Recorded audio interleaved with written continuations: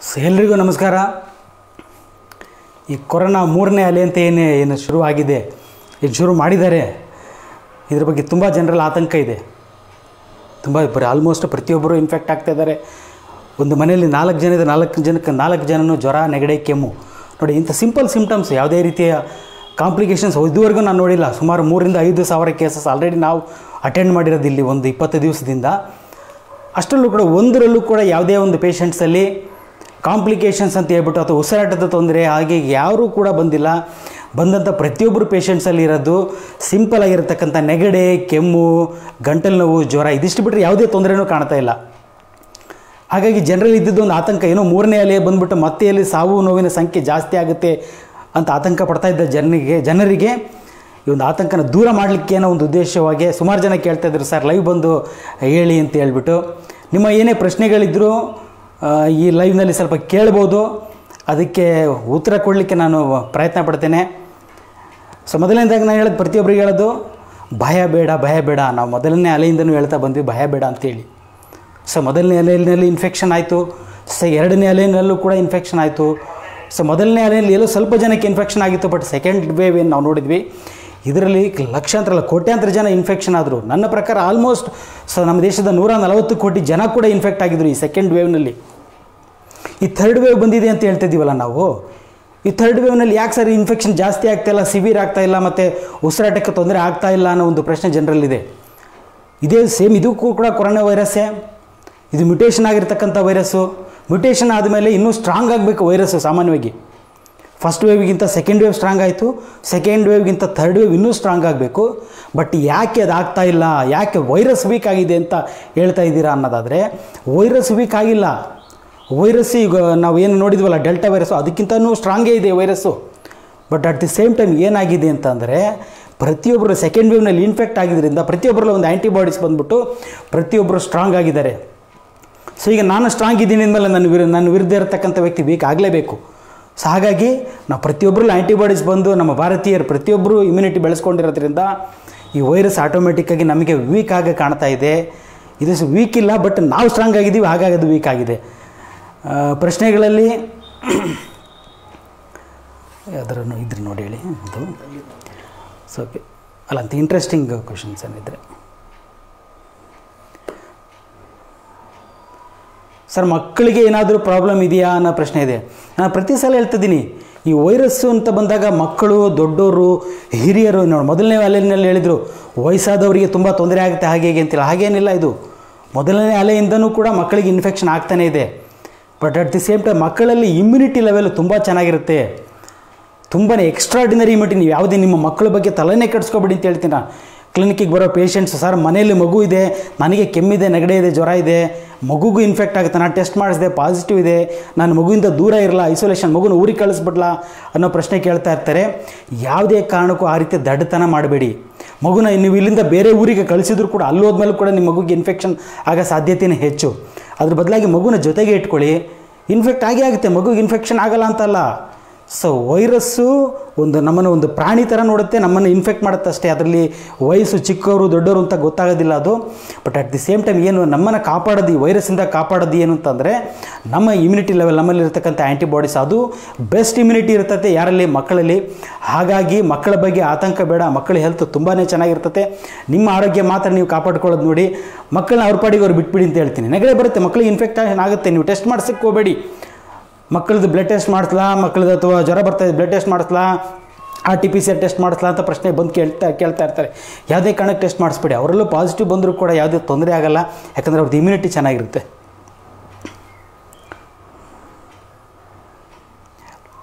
ಈಗ ಲಸಿಕೆ ತಗೊಂಡು 3 ಮಕ್ಕಳು ಸತ್ತಿದ್ದರ ಬಗ್ಗೆ ಹೇಳಿ ಪ್ಲೀಸ್. ಲಸಿಕೆ ಬಗ್ಗೆ ನಾನು ಮುಂಚೆಯಿಂದಲೇ ಹೇಳ್ತಾ ಇದ್ದೆ, ಅನವಶ್ಯಕ. ಲಸಿಕೆ ಅನ್ನೋದು, ವ್ಯಾಕ್ಸಿನ್ ಅನ್ನೋದು ಪ್ಯಾಂಡಮಿಕ್ನಲ್ಲಿ ಅವಶ್ಯಕತೆ ಇಲ್ಲ. ನೀವು ಯಾವುದೇ ಒಂದು ಪ್ಯಾಂಡಮಿಕ್ ಅಂತ ತೊಗೊಂಡಾಗ, ಈಗ 200 ವರ್ಷದ ಹಿಂದೆ ಪ್ಯಾಂಡಮಿಕ್ ಬಂದಿತ್ತು, ಅವಾಗ ಲಸಿಕೆ ಇತ್ತ, ವ್ಯಾಕ್ಸಿನ್ ಇತ್ತ, ಇರಲಿಲ್ಲ. ಆದರೂ ಕೂಡ ಅದು 1.5 ವರ್ಷ 2 ವರ್ಷದೆಲ್ಲ ಮಾಯ ಆಗೋಯ್ತು. ಏನು, ಪ್ರಕೃತಿಯಿಂದ ನಮ್ಮಲ್ಲಿ ಬಂದಂಥ ಒಂದು ಆ್ಯಂಟಿಬಾಡೀಸಿಂದ ಇಮ್ಯುನಿಟಿ ಲೆವೆಲ್ ಜಾಸ್ತಿಯಾಗಿ ಆ್ಯಂಟಿಬಾಡೀಸ್ ಆ ವೈರಸ್ನ ಕೊಲ್ಲೋದು. ಈ ಸಲನೂ ಅದೇ ಆಗಿರೋದು. ಎಲ್ಲರೂ ಹೇಳ್ತಾರೆ ನಾವು ವ್ಯಾಕ್ಸಿನ್ ತೊಗೊಂಡಿದ್ದೀವಿ ಹಂಗಾಗಿ ನಮ್ಮ ಇಮ್ಯುನಿಟಿ ಬಂದಿದೆ. ವ್ಯಾಕ್ಸಿನ್ನಿಗೂ ಇಮ್ಯುನಿಟಿಗೂ ಯಾವುದೇ ಸಂಬಂಧನೇ ಇಲ್ಲ. ವ್ಯಾಕ್ಸಿನೇ ಬೇರೆ, ಇಮ್ಯುನಿಟಿನೇ ಬೇರೆ. ಇಮ್ಯುನಿಟಿ ಅನ್ನೋದು ನಮ್ಮ ದೇಹದಲ್ಲಿ ಇರತಕ್ಕಂಥ ಒಂದು ರೋಗ ನಿರೋಧಕ ಶಕ್ತಿ. ಲಸಿಕೆ ಅನ್ನೋದು ಯಾವುದೇ ಕಾರಣಕ್ಕೂ ನಮ್ಮ ಇಮ್ಯುನಿಟಿ ಲೆವೆಲನ್ನು ಜಾಸ್ತಿ ಮಾಡಲಿಕ್ಕಾಗಲ್ಲ. ಸರಿ, ಲಸಿಕೆ ಏನು ಕೆಲಸ ಮಾಡ್ತತೆ? ನಿಮ್ಮಲ್ಲಿ ಇನ್ಫೆಕ್ಷನ್ ಮಾಡ್ತತೆ. ನಿಮ್ಮಲ್ಲಿ ಇನ್ಫೆಕ್ಷನ್ ಮಾಡಿ ನಿಮ್ಮಲ್ಲಿ ಆ್ಯಂಟಿಬಾಡೀಸ್ ಬರೋ ಹಾಗೆ ಮಾಡುತ್ತೆ. ಸರಿ, ಆಗಿದ್ದು ನಿಮಗೆ ಇನ್ಫೆಕ್ಷನ್ ಆಗಿತ್ತು ಅಂತಂದರೆ ನಿಮಗೆ ಲಸಿಕೆಯ ಒಂದು ಅವಶ್ಯಕತೆ ಇರಲ್ಲ. ನೀವು ಎಕ್ಸ್ಪೋಸ್ ನೋಡಿ, ಹುಟ್ಟಿದ ಮಕ್ಕಳಿಗೆ ಲಸಿಕೆ ಕೊಡೋದು ಸಾಮಾನ್ಯವಾಗಿ. ಮಗು ಹುಟ್ಟಿದ ಮೇಲೆ ಹುಟ್ಟಿದ ಮಗುಗೆ ಇಮ್ಮಿಡಿಯೇಟಾಗಿ ಕೊಡ್ತಾರೆ. ಓರಲ್ ಪೋಲಿಯೋ ವ್ಯಾಕ್ಸಿನ್ಸ್ ಕೊಡ್ತಾರೆ.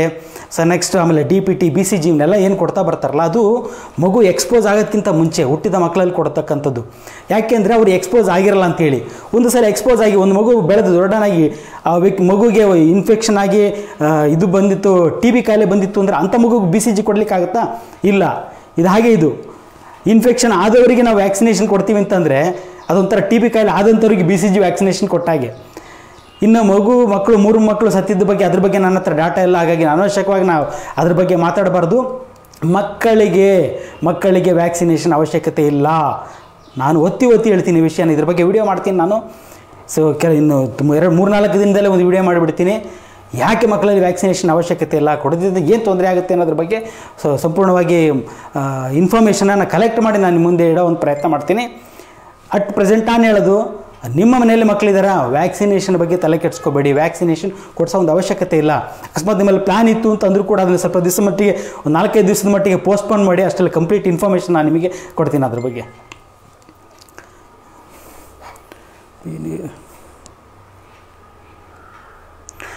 Sir, there would be any respiratory problem. My father has infected from Delta, had suffered a lot mental health issues. Respiratory issues ಏನಾದರೂ ಇರುತ್ತಾ ಈ ಒಂದು ಥರ್ಡ್ ವೇವ್ನಲ್ಲಿ ಅಂತ ಅಂತಾರೆ. ಬಟ್ ಇದೊಂದು ರೆಸ್ಪಿರೇಟ್ರಿ ವೈರಸ್ಸು. ಕೊರೋನಾ ಅನ್ನೋದೇ ಒಂದು respiratory virus. But at the same time ಏನಂತ ಅಂದರೆ, ಈ ವೈರಸ್ಸು ಮೊದಲು ನಮ್ಮಲ್ಲಿ ಇನ್ಫೆಕ್ಟ್ ಮಾಡೋದು ಮೂಗಿನಲ್ಲಿ ಮತ್ತು ಗಂಟಲಲ್ಲಿ. ನಾವು ಉಸಿರಾಟದ ಮುಖಾಂತರ ಬರುತ್ತೆ, ಗಾಳಿನಲ್ಲಿ ಬರುತ್ತೆ, ಬಂದ್ಬಿಟ್ಟು ನಮ್ಮ ಮೂಗನ್ನು ಮತ್ತು ಗಂಟಲನ್ನು ಇನ್ಫೆಕ್ಟ್ ಮಾಡುತ್ತೆ. ಇನ್ಫೆಕ್ಟ್ ಮಾಡಿ ನಂತರ ಕ್ರಮೇಣವಾಗಿ ನಮ್ಮ ಶ್ವಾಸಕೋಶದ ಕೆಳಭಾಗಕ್ಕೆ ಹೋಗುತ್ತೆ. ಲಂಗ್ಸ್ ಇನ್ಫೆಕ್ಷನ್ ಆಗುತ್ತೆ, ಇಲ್ಲ ಅಂತಲ್ಲ. ಈ ಒಮೆಕ್ರಾನ್ನಲ್ಲಿ ಲಂಗ್ ಇನ್ಫೆಕ್ಷನ್ ಆಗಲ್ಲ ಅಂತಲ್ಲ. ಬೇಸಿಕ್ ನಿಂಗೆ ಹೇಳ್ತೀನಿ ಕೇಳಿ. ಒಮೆಕ್ರಾನ್ ಕೂಡ ಲಂಗ್ ಇನ್ಫೆಕ್ಷನ್ ಮಾಡುತ್ತೆ, ಶ್ವಾಸಕೋಶದ ಕೆಳಭಾಗಕ್ಕೆ ಹೋಗಲ್ಲ ಅಂತಲ್ಲ, ಹೋಗುತ್ತೆ, 100% ಹೋಗುತ್ತೆ. ಬಟ್ ಏನಾಗುತ್ತೆ, ಫಸ್ಟ್ ಮೂಗಿಗೆ ಬರುತ್ತೆ, ಮೂಗಿಂದ ಗಂಟಲಲ್ಲಿರುತ್ತೆ. ಈಗ ನಾನು ಹೇಳಿದೆ, ಪ್ರತಿಯೊಬ್ಬರು ಕೂಡ ಎಕ್ಸ್ಪೋಸ್ ಆಗಿದ್ದೀವಿ, ಪ್ರತಿಯೊಬ್ಬರಲ್ಲೂ ಕೂಡ ಒಂದು ಆ್ಯಂಟಿಬಾಡೀಸ್ ಬಂದಿದೆ. ಸೊ ನನಗೆ ಒಮೆಕ್ರಾನ್ ಒಂದು ವೈರಸ್ ಬಂತು, ನನ್ನ ಮೂಗಲ್ಲಿ ಕೂತಿದ್ದೆ, ನನ್ನ ಗಂಟಲಲ್ಲಿ ಕೂತಿದ್ದೆ. ಅಲ್ಲಿಂದ ಅದು ಟ್ರಾವೆಲ್ ಮಾಡಿ ನನ್ನ ಶ್ವಾಸಕೋಶಕ್ಕೆ ಹೋಗಿ, ಅಂದರೆ ಮಲ್ಟಿಪ್ಲೈ ಆಗಬೇಕಿದ್ದು ವೈರಸ್ಸು. ಒಂದಿದ್ದು 2 ಇದ್ದಿದ್ದು 4 ರೀತಿ ಮಲ್ಟಿಪ್ಲೈ ಆಗ್ತಾ ಹೋಗುತ್ತೆ. ಈ ಮಲ್ಟಿಪ್ಲೈ ಆಗಿ ನಮ್ಮ ಶ್ವಾಸಕೋಶಕ್ಕೆ ಹೋಗಲಿಕ್ಕೆ ಅದಕ್ಕೆ ಸಮಯ ಬೇಕು. ಬಟ್ ಏನಾಗಿದೆ, ಇಲ್ಲಿ ಆಲ್ರೆಡಿ ನಾನು ಎಕ್ಸ್ಪೋಸ್ ಆಗಿ ನನ್ನಲ್ಲಿ ಆ್ಯಂಟಿಬಾಡೀಸ್ ಬಂದುಬಿಟ್ಟಿದೆ. ನನ್ನ ದೇಹದಲ್ಲಿರ್ತಕ್ಕಂಥ ಆ್ಯಂಟಿಬಾಡೀಸು ಈ ಮೂಗಿನಲ್ಲಿ ಗಂಟಲಲ್ಲಿ ಇರ್ತಕ್ಕಂಥ ವೈರಸ್ಸನ್ನೇ ಸಾಯಿಸ್ತಾ ಇದೆ. ಅಂದರೆ ಅದಕ್ಕೆ ಟೈಮೇ ಇಲ್ಲ. ಒಮೆಕ್ರಾನ್ ವೈರಸ್ಸು ಲಂಗ್ ಇನ್ಫೆಕ್ಷನ್ ಮಾಡಲ್ಲ ಅಂತ ಅಲ್ಲ, ಬಟ್ ಅದಕ್ಕೆ ನಮ್ಮ ದೇಹ ಅದಕ್ಕೆ ಸಮಯ ಕೊಡ್ತಾ ಇಲ್ಲ. ಅದನ್ನು ಹೋಗ್ಬಿಟ್ಟು ಲಂಗ್ ಇನ್ಫೆಕ್ಷನ್ ಮಾಡಲಿಕ್ಕೆ ಒಂದು ಸಮಯ ಕೊಡ್ತಾ ಇಲ್ಲ. ಹಾಗಾಗಿ ಈ ಒಂದು ಇನ್ಫೆಕ್ಷನ್ನು ಮೂಗಿಗೆ ಮತ್ತು ಗಂಟ್ಲಿಗೆ ಅಷ್ಟೇ ಸೀಮಿತವಾಗಿದೆ. ಯಾಕಂದರೆ ನಮ್ಮಲ್ಲಿ ಆ್ಯಂಟಿಬಾಡೀಸ್ ಬಂದು ಅದು ಲಂಗ್ ರೀಚ್ ಆಗೋದಕ್ಕಿಂತ ಮುಂಚೆನೇ ಈ ವೈರಸ್ನ ಸಾಯಿಸ್ತಾ ಇದೆ. ಇನ್ಫೆಕ್ಷನ್ ಆಗಿ ಎಷ್ಟು ದಿನದಲ್ಲಿ ಹುಷಾರಾಗ್ತಾರೆ ನೋಡಿ. ಇದು ಅಪ್ಪರ್ ರೆಸ್ಪಿರೇಟರಿ ಇನ್ಫೆಕ್ಷನು.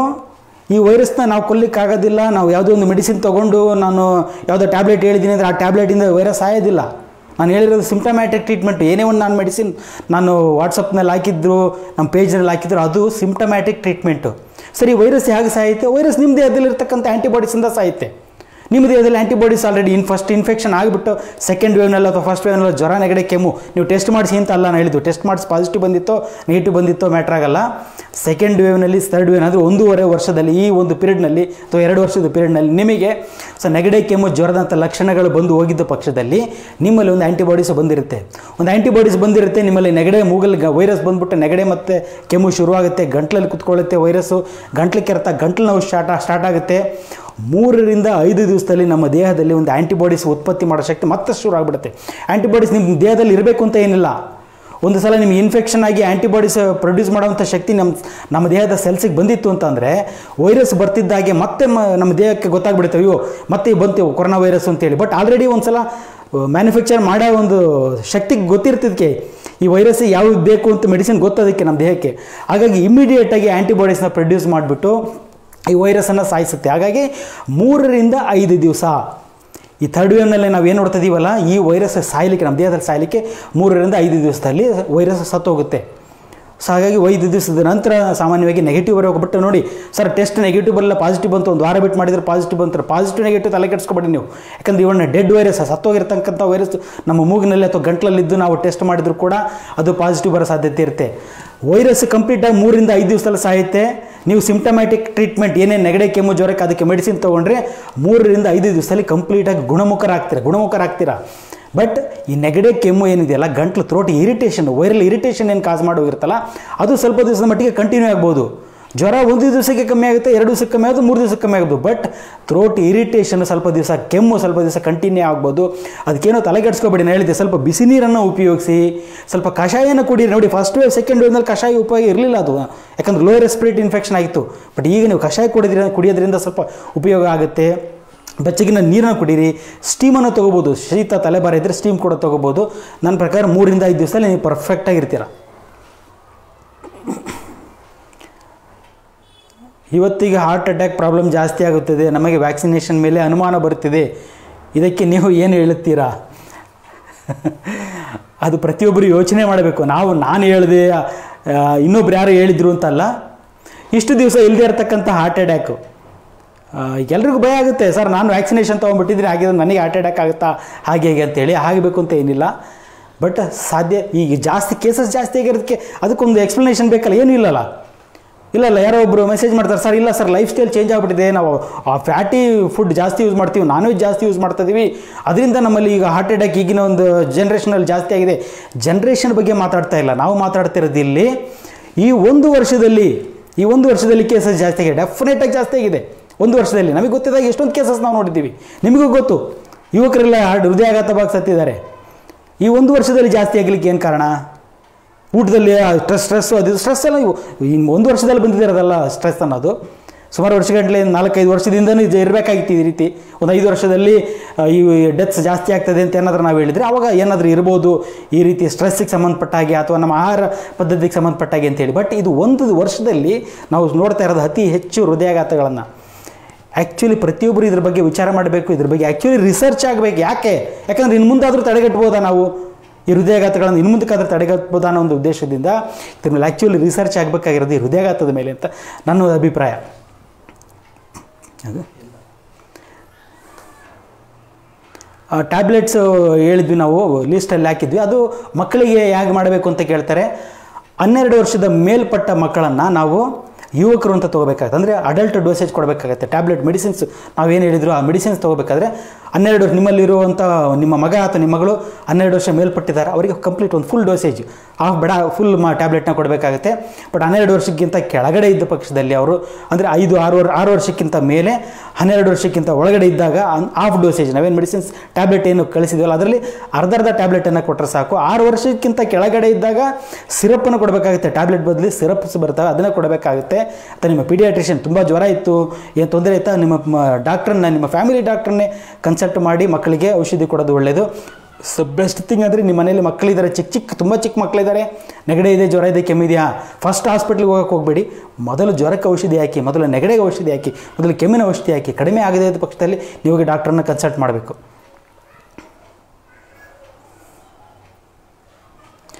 ನೀವು ವ್ಯಾಕ್ಸಿನೇಷನ್ ತೊಗೊಂಡಿಲ್ವಾ? ನಾನೇ ಫಸ್ಟ್ ವ್ಯಾಕ್ಸಿನೇಷನ್ ತೊಗೊಂಡಿದ್ದು. ನಮ್ಮ ದೇಶದಲ್ಲಿ ಫಸ್ಟ್ ವ್ಯಾಕ್ಸಿನೇಷನ್ ತೊಗೊಂಡಂಥ ವ್ಯಕ್ತಿ ಅಂತಂದರೆ ನಾನು. ಯಾವ ರೀತಿ ಅಂತಂದರೆ ಇಂಜೆಕ್ಷನ್ ರೂಪದಲ್ಲಿ ತೊಗೊಳ್ಳಿಲ್ಲ, ಎಕ್ಸ್ಪೋಸ್ ಆದೆ ನಾನು. ಪೇಷಂಟ್ಸಿಗೆ ಎಕ್ಸ್ಪೋಸ್ ಆದೆ. ಒಂದು ದಿವಸ ನಾನು ಮನೇಲಿ ಕೂರಲಿಲ್ಲ, ಜ್ವರ ಅಂತ ಬರ್ತಿದ್ದಂಥ ಪೇಷಂಟ್ಸ್, ಸರ್ ಕೋವಿಡ್ ಇರ್ಬೋದಾ ಅಂತ, ಕೋವಿಡ್ ಇರಲಿ ಬಿಡಿ, ತಲೆ ಕೆಡ್ಸ್ಕೊಬೇಡಿ ಅಂತೇಳಿ ಪ್ರತಿಯೊಂದು ಕೋವಿಡ್ ಪೇಷಂಟ್ಸಿಗೆ ಡೈರೆಕ್ಟ್ ಎಕ್ಸ್ಪೋಸ್ ಆದೆ. ವಿತೌಟ್ ಮಾಸ್ಕ್ ಎಕ್ಸ್ಪೋಸ್ ಆಗ್ತಾಯಿದ್ದೆ. ಸೊ ಎಕ್ಸ್ಪೋಸ್ ಆದಾಗ ನನ್ನಲ್ಲಿ ವೈರಸ್ ಬರ್ತಾಯಿತ್ತು, ನನ್ನಲ್ಲಿ ವೈರಸ್ ಬಂದು ನನ್ನಲ್ಲಿ ಆ್ಯಂಟಿಬಾಡೀಸ್ ನಾನು ಬೆಸ್ಟ್ ವ್ಯಾಕ್ಸಿನೇಷನ್ ತೊಗೊಂಡಿದ್ದೀನಿ. ಈ ಕಂಪ್ನಿಗಳಲ್ಲಿ ಹೇಳ್ತಾವಲ್ಲ 3 ತಿಂಗಳಿಗೆ ಒಂದೊಂದು ವ್ಯಾಕ್ಸಿನೇಷನ್, ಆ ವ್ಯಾಕ್ಸಿನೇಷನ್ ನಾನು ತೊಗೊಂಡಿಲ್ಲ. ನಾನು ತೊಗೊಂಡಿರೋದು ಪ್ರಕೃತಿ ಕೊಟ್ಟಿರ್ತಕ್ಕಂಥ ಒಂದು ಬೆಸ್ಟ್ ವ್ಯಾಕ್ಸಿನೇಷನ್. ಅದನ್ನು ನಾನು ಫಸ್ಟ್ ಎಲ್ಲರಿಗಿಂತ ಮುಂಚೆ ತೊಗೊಂಡಿದ್ದೀನಿ. ಸೊ ಹಾಗಾಗಿ ನನ್ನಲ್ಲಿ ಆ್ಯಂಟಿಬಾಡೀಸ್ ಬರಲಿಕ್ಕೆ ಸ್ಟಾರ್ಟ್ ಆಗಿದೆ, ಬೇಗ ಸ್ಟಾರ್ಟ್ ಆಗಿದೆ. ಯಾಕಂತಂದರೆ ಎಕ್ಸ್ಪೋಸ್ ಆದ್ವಿ. The best way to get ಇನ್ಫೆಕ್ಷನನ್ನು ಕಂಟ್ರೋಲ್ ಮಾಡಲಿಕ್ಕೆ, ಅವಾಯ್ಡ್ ಮಾಡಲಿಕ್ಕೆ ಬೆಸ್ಟ್ ವೇ ಅಂತಂದರೆ ನಾವು ನಮ್ಮಲ್ಲಿ ಆ್ಯಂಟಿಬಾಡೀಸ್ ಬೆಳೆಸ್ಕೊಳ್ಳೋದು. ಅದನ್ನು ಆ್ಯಂಟಿಬಾಡೀಸ್ ಬೆಳೆಸ್ಕೊಳ್ಳೋಕ್ಕೆ ಬೆಸ್ಟ್ ವೇ ಅಂತಂದರೆ ಎಕ್ಸ್ಪೋಜರ್. ನಾನು ಸುಮಾರು ವರ್ಷ ಹಳೆ ವೀಡಿಯೋದಲ್ಲೇ ಹೇಳಿದ್ದೆ, ಬೆಸ್ಟ್ ವೇ ಏನಂತಂದರೆ ಎಕ್ಸ್ಪೋಸ್ ಆಗಿ ಬಚ್ಚಿಟ್ಕೋಬೇಡಿ, ಎಕ್ಸ್ಪೋಸ್ ಆಗಿ ನಾವು ನಮ್ಮ ಟೋಟಲ್ ಸ್ಟಾಫ್ 15 ಮೆಂಬರ್ಸು ಇಷ್ಟು ಹೆಲ್ತಿಯಾಗಿದ್ದೀವಿ. ನಾವೇನು ತಿನ್ನಲ್ಲ, ಎಕ್ಸ್ಟ್ರಾ ತಿನ್ನಲ್ಲ. ಬಟ್ ಹೆಲ್ತಿಯಾಗಿದ್ದೀವಿ ನಾವು even after getting expose to 300 patients per day ಅಂತ ಅಂದರೆ ಇಟ್ಸ್ ಬಿಕಾಸ್ ಆಫ್ ಅಸ್ ಎಕ್ಸ್ಪೋಜರಿಂದನೇ ಬಂದಿರತಕ್ಕಂಥ ನಾವು ಇಮ್ಯುನಿಟಿ ನಮ್ಮದು.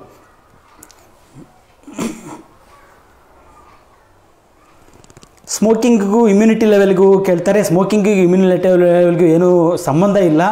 ಬಟ್ ಸ್ಮೋಕ್ ಮಾಡೋದ್ರಿಂದ ನಿಮ್ಮ ಶ್ವಾಸಕೋಶದಲ್ಲಿ ಇರಿಟೇಷನ್ ಜಾಸ್ತಿ ಆಗಿಬಿಟ್ಟು ಕೆಮ್ಮು ಬರೋ ಸಾಧ್ಯತೆ ಜಾಸ್ತಿ. ಆಗಿ ರೀತಿ ಕೆಮ್ಮು ಬಂದಾಗ ನಿಮಗೆ ಭಯ ಅಷ್ಟು ಆಗುತ್ತೆ, ಕೆಮ್ಮು ಬಂದಿದೆ ನನಗೆ ಕೊರೋನಾ ಇನ್ಫೆಕ್ಷನ್ ಆಗಿರ್ಬೋದಾ ಅಂತೇಳಿ. ಬಟ್ ಸ್ಮೋಕಿಂಗಿಗೂ ಮತ್ತು ಇಮ್ಯುನಿಟಿ ಲೆವೆಲ್ಗೂ ಯಾವುದೇ ರೀತಿ ಸಂಬಂಧ ಇರೋದಿಲ್ಲ. Sir, can I send my 9 years old son to play outside? ಮೊದಲು ಕಳಿಸಿ, ಮನೇಲಿ ಇಟ್ಕೊಬಿಡಿ ಮಕ್ಕಳನ್ನ. ಮಕ್ಕಳು ಇಮ್ಯುನಿಟಿ ಜಾಸ್ತಿ ಮಾಡಬೇಕಾ? ಬಿಸಿಲೆಲ್ಲ ಆಟ ಆಡ್ಲಿಕ್ಕೆ ಬಿಡಿ, ಎಲ್ಲರ ಜೊತೆಗೆ ಆಟ ಆಡ್ಲಿಕ್ಕೆ ಬಿಡಿ, ಮಕ್ಕಳು ಇಮ್ಯುನಿಟಿ ಲೆವೆಲ್ ಜಾಸ್ತಿ ಆಗುತ್ತೆ. What is the prescription for mild fever and throat in third ವೇವ್ನಲ್ಲಿ? ಮೈಲ್ಡ್ ಫೀವರ್ ಥ್ರೋಟಿಗೆ ಏನು ಪ್ರಿಸ್ಕ್ರಿಪ್ಷನ್? ನಾವು ಸ್ಪೆಸಿಫಿಕ್ ನೋಡಿ ಸಿಂಪ್ಟಮ್ಯಾಟಿಕ್ ಟ್ರೀಟ್ಮೆಂಟು, ಅದು ಟ್ರೀಟ್ಮೆಂಟ್ ಮೆಡಿಸಿನ್ಸ್ ಲಿಸ್ಟನ್ನು ಕೂಡ ನಾವು ನಮ್ಮ ವಾಟ್ಸಪ್ ಇದರಲ್ಲಿ ಹಾಕಿದ್ದೀವಿ. ನೀವು ಹಾಯ್ ಅಂತ ನಮ್ಮ ಲಾಸ್ಟ್ ವೀಡಿಯೋದಲ್ಲಿ ಹೇಳಿದ್ದೀನಿ, ಹಾಯ್ ಅಂತ ಆ ನಂಬರಿಗೆ ನೀವು ಮೆಸೇಜ್ ಕಳಿಸಿದ್ರೆ ನಿಮಗೆ ಲೀಸ್ಟ್ ಬರುತ್ತೆ. ಅದನ್ನು ಮಕ್ಕಳಿಗಾಗಲಿ ದುಡ್ಡು ಹೇಳಿದೆ, 6 ರಿಂದ 12 ವರ್ಷದ ಮಕ್ಕಳಿಗೆ ಅರ್ಧ ಡೋಸೇಜ್ ಕೊಡಿ, 12 ವರ್ಷದಕ್ಕಿಂತ ಮೇಲ್ಪಟ್ಟವರಿಗೆ ಫುಲ್ ಡೋಸೇಜ್ ಕೊಡಿ, 6 ವರ್ಷದ ಒಳಗಿದ್ದರೆ ಸಿರಪ್ ಕೊಡಬೇಕು ಅಂತ ಹೇಳ್ಬಿಟ್ಟು. ಗರ್ಭಿಣಿಯವರಿಗೆ ಜ್ವರ ತಲೆನೋವು ಬಂದರೆ ಮಾತ್ರೆ ತೊಗೋಬೋದಾ? ಯಾವ ಮಾತ್ರೆ ತೊಗೋಬೋದು? ನೋಡಿ, ನಾನು ಕಳಿಸಿರೋ ಲಿಸ್ಟ್ ನಮ್ಮ ಮೆಡಿಸಿನ್ನಲ್ಲಿ ಯಾವುದೇ ಒಂದು ಆ್ಯಂಟಿಬಯೋಟಿಕ್ ಇಲ್ಲ. ಆ್ಯಂಟಿಬಯೋಟಿಕ್ಸನ್ನು ಅವಾಯ್ಡ್ ಮಾಡ್ತಾ ಬರಬೇಕು, ಕೆಲವೊಂದು ಮೆಡಿಸಿನ್ಸನ್ನು ಅವಾಯ್ಡ್ ಮಾಡ್ತಾ ಬರಬೇಕಾಗುತ್ತೆ ಪ್ರೆಗ್ನೆನ್ಸಿನಲ್ಲಿ. ಸೊ ಹಾಗಾಗಿ ನಾವು ಕಳಿಸಿರೋದು ಸೇಫ್ ಮೆಡಿಸಿನ್ಸ್, ಮಕ್ಕಳಿಗೆ ಕೊಟ್ಟರು ಏನೂ ತೊಂದರೆ ಆಗೋಲ್ಲ ಅಂತಂದಾಗ ಗರ್ಭಿಣಿಯವರಿಗೆ ಏನೂ ತೊಂದರೆ ಆಗೋಲ್ಲ. ಸಿಂಪ್ಟಮ್ಯಾಟಿಕ್ ಟ್ರೀಟ್ಮೆಂಟ್ ಯಾವುದೇ ಸಮಸ್ಯೆ ಕೊಡೋದಿಲ್ಲ. ಸಿಂಪ್ಟಮ್ಯಾಟಿಕ್ ಟ್ರೀಟ್ಮೆಂಟ್ ಏನು ಹೇಳಿದ್ದೀವಲ್ಲ, ಸೊ ಲೀಸ್ಟ್ ಆಫ್ ಮೆಡಿಸಿನ್ಸ್ ಅದು ಎಲ್ಲರಲ್ಲೂ, ಪ್ರತಿಯೊಬ್ಬರಲ್ಲೂ, ಮಕ್ಕಳಲ್ಲೂ ಸೇಫು, ವಯಸ್ಸಾದವರಲ್ಲೂ ಸೇಫು, ಗರ್ಭಿಣಿಯವರಲ್ಲೂ ಕೂಡ ಸೇಫ್ ಅಂತ ಹೇಳ್ತೀನಿ. ಲಸಿಕೆ ಪಡೆಯದಿದ್ದರೆ ಕಾಲೇಜಿಗೆ ಸೇರಿಸಲ್ಲ, ಏನು ಮಾಡುವುದು ಸರ್? ಇದೊಂದು ದುರ್ಭಾಗ್ಯ ಅಂತಲೇ ಹೇಳಬೇಕು. ಪ್ರತಿಯೊಬ್ಬರು ಫೈಟ್ ಮಾಡಬೇಕು. ನಾನೊಬ್ಬನೇ ಎಷ್ಟು ಅಂತ ಮಾತಾಡಲಿ, ಪ್ರತಿಯೊಬ್ಬರು ಫೈಟ್ ಮಾಡಬೇಕು, ಇದ್ರ ವಿರುದ್ಧ ಮಾತಾಡಬೇಕು. ಕಂಪಲ್ಸರಿ ಮಾಡೋಂಗಿಲ್ಲ, ರೂಲ್ ಇಲ್ಲ ಆ ರೀತಿ. ನೀವು ಕಂಪಲ್ಸರಿ ನೀವು ವ್ಯಾಕ್ಸಿನೇಷನ್ ತೊಗೊಳ್ಳೇಬೇಕು ಅನ್ನೋ ಒಂದು ರೂಲ್ ಇಲ್ಲ, ಮಾಡಲಿಕ್ಕೆ ಆಗೋದಿಲ್ಲ, ಕೇಸ್ ಹಾಕ್ಬೋದು, ಇಟ್ಸ್ ಅಗೇನೆಸ್ಟ್ ಹ್ಯೂಮನ್ ರೈಟ್ ಆಗುತ್ತೆ.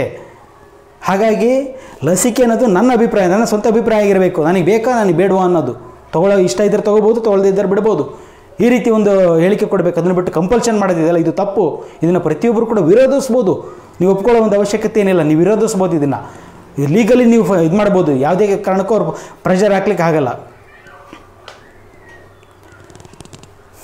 ನಾನು ಆ ವ್ಯಾಕ್ಸಿನ್ ಹಾಕಿಸಿಲ್ಲ, ಏನು ಮಾಡಲಿ, ಏನು ಮಾಡಿಬಿಡಿ, ಊಟ ಮಾಡ್ಕೊಂಡು ಆರಾಮಾಗಿ ಆರೋಗ್ಯ ಕಾಪಾಡ್ಕೊಂಡಿರಿ ಅಷ್ಟೇ, ಭಯ ಪಡೋದನ್ನು ಬಿಟ್ಬಿಡಿ ಅಷ್ಟೇ. How many days this third wave will be peak ಅಂತ ಕೇಳ್ತಾ ಇದ್ದಾರೆ ಯಾರು. ಅಂದರೆ ಪ್ರತಿಯೊಬ್ಬರು ಒಂದು ಇದೇನೆಂದರೆ, ಯಾವಾಗ ಇದು ಅಂತ್ಯ, 3ನೇ ಅಲೆ ಅಂತ್ಯ ಯಾವಾಗ ಅನ್ನೋದು ಪ್ರಶ್ನೆ ಇದೆ. ಸುಮಾರು ಜನ ಕೇಳ್ತಾರೆ, ಸರ್ ಇದನ್ನು ಯಾವಾಗ ಮುಗಿಯುತ್ತೆ ಸರ್ ಅಂತೇಳಿ. ಲಾಸ್ಟ್ ವೀಡಿಯೋದಲ್ಲಿ ಹೇಳಿದ್ದೀನಿ ನಾನು, ಹೋಗ್ತಾ ಇದೆ, ರೈಸ್ ಆಗ್ತಾ ಇದೆ. 1 ಲಕ್ಷ ಕೇಸಸ್ ಬರುತ್ತೆ. ಇನ್ನೊಂದು 2 ದಿವಸ 3 ದಿವಸದಲ್ಲಿ ನಮ್ಮ ಕರ್ನಾಟಕದಲ್ಲಿ ಮಾಡಿದರೆ, ಒಂದು 4 ದಿವಸದಲ್ಲಿ ಮಾಡಿದರೆ 1 ಲಕ್ಷ ಕೇಸ್ ಬರುತ್ತೆ. ಯಾಕಂದರೆ ಟೆಸ್ಟಿಂಗ್ ಜಾಸ್ತಿ ಮಾಡ್ತಾ ಹೋಗ್ತಾರೆ. ಆಮೇಲೆ ಯಾವ ರೀತಿ ಟೆಸ್ಟಿಂಗ್ ಮಾಡ್ತಾರೆ, ಮನೇಲಿ ಒಬ್ರಿಗೆ ಬಂತು ಅಂತಂದರೆ ಅವ್ರ ಮನೇಲಿ ಇದ್ದವ್ರನ್ನ ಎಲ್ಲರೂ ಟೆಸ್ಟ್ ಮಾಡ್ತಾರೆ, ಎಲ್ಲರಲ್ಲೂ ಪಾಸಿಟಿವ್ ಬಂದೇ ಬರುತ್ತೆ. ನೆಗಡಿ ಕೆಮ್ಮು ಜ್ವರ ಎಲ್ರಿಗೂ ಬಂದೇ ಬರುತ್ತೆ ಮನೇಲಿ. ಆದಮೇಲೆ ಇದು RT-PCR. ಒಂದು ಸತ್ಯ ಏನಂದರೆ, RT-PCR test it's not A Covid test. ಇದು ಕೋವಿಡ್ ಟೆಸ್ಟ್ ಅಲ್ಲ, ಇದೊಂದು RT-PCR ಟೆಸ್ಟ್ ಅನ್ನೋದು ವೈರಲ್ ಆ್ಯಂಟಿಜನ್ನ ಡಿಟೆಕ್ಟ್ ಮಾಡೋಂಥ ಟೆಸ್ಟು. RNA ವೈರಸ್ ಇತ್ತು ಅಂತ ಅಂದರೆ ಅದು ಪಾಸಿಟಿವ್ ತೋರಿಸುತ್ತೆ. ಸೊ ಇದನ್ನು ಕೋವಿಡ್ ಟೆಸ್ಟ್ ಅಂತ ಲೇಬಲ್ ಮಾಡ್ತಾರೆ, ತಪ್ಪಿದು. It's an positive RT-PCR test. Any virus, ಯಾವುದೇ ಒಂದು RNA ವೈರಸ್ ಇದ್ದರೂ ಕೂಡ ಪಾಸಿಟಿವ್ ಅಂತ ಡಿಟೆಕ್ಟ್ ಮಾಡ್ಬೋದು. ಹಾಗಾಗಿ ನಿಮಗೆ RT-PCR ಮಾಡಿಬಿಟ್ಟು ಪಾಸಿಟಿವ್ ಕೊಟ್ಟಿದ್ದಾರೆ ಅಂದ ತಕ್ಷಣ ನನಗೆ ಕೋವಿಡ್ ಇದೆ ಅಂತ ತಲೆಯಲ್ಲಿ ಇಟ್ಕೋಬೇಡಿ. ಯಾವುದೇ ಒಂದು ಸಿಂಪಲ್ ಆಗಿರ್ತಕ್ಕಂಥ ವೈರಸ್, ಈಗಿರೋದು ಒಂದು ಸಿಂಪಲ್ ವೈರಸ್ ಅಂತ ಅನ್ಕೊಂಬಿಡಿ. ಒಂದು ಸಿಂಪಲ್ ವೈರಲ್ ಇನ್ಫೆಕ್ಷನ್ ಇದ್ದರೂ ಕೂಡ ನಿಮಗೆ RT-PCR ಅಂತ ಪಾಸಿಟಿವ್ ತರಿಸ್ಬಿಟ್ಟು ಕೋವಿಡ್ ಪಾಸಿಟಿವ್ ಅಂತ ಹೇಳ್ತಾರೆ. ಯಾವುದೇ ಒಂದು ಮೆಡಿಸಿನನ್ನು ಕೊಡ್ತಾರೆ, ಅಡ್ಮಿಷನ್ ಆಗಿ ಅಂತೇಳಿ ದಿನಕ್ಕೆ 20 ಫೋನ್ ಮಾಡ್ತಾರೆ, ಹೇಗಿದ್ದೀರಾ, ಜ್ವರ ಹೇಗಿದೆ, ಹಾಗೆ ಹೀಗೆ ಅಂತೇಳಿ ಟಾರ್ಚರ್ ಕೊಟ್ಟು ಬಂದು ಅಡ್ಮಿಟ್ ಆಗಿ ಅಂತ ಹೇಳ್ತಾರೆ. ಯಾವುದೇ ಒಂದು ಅವಶ್ಯಕತೆ ಕೂಡ ಇರೋದಿಲ್ಲ.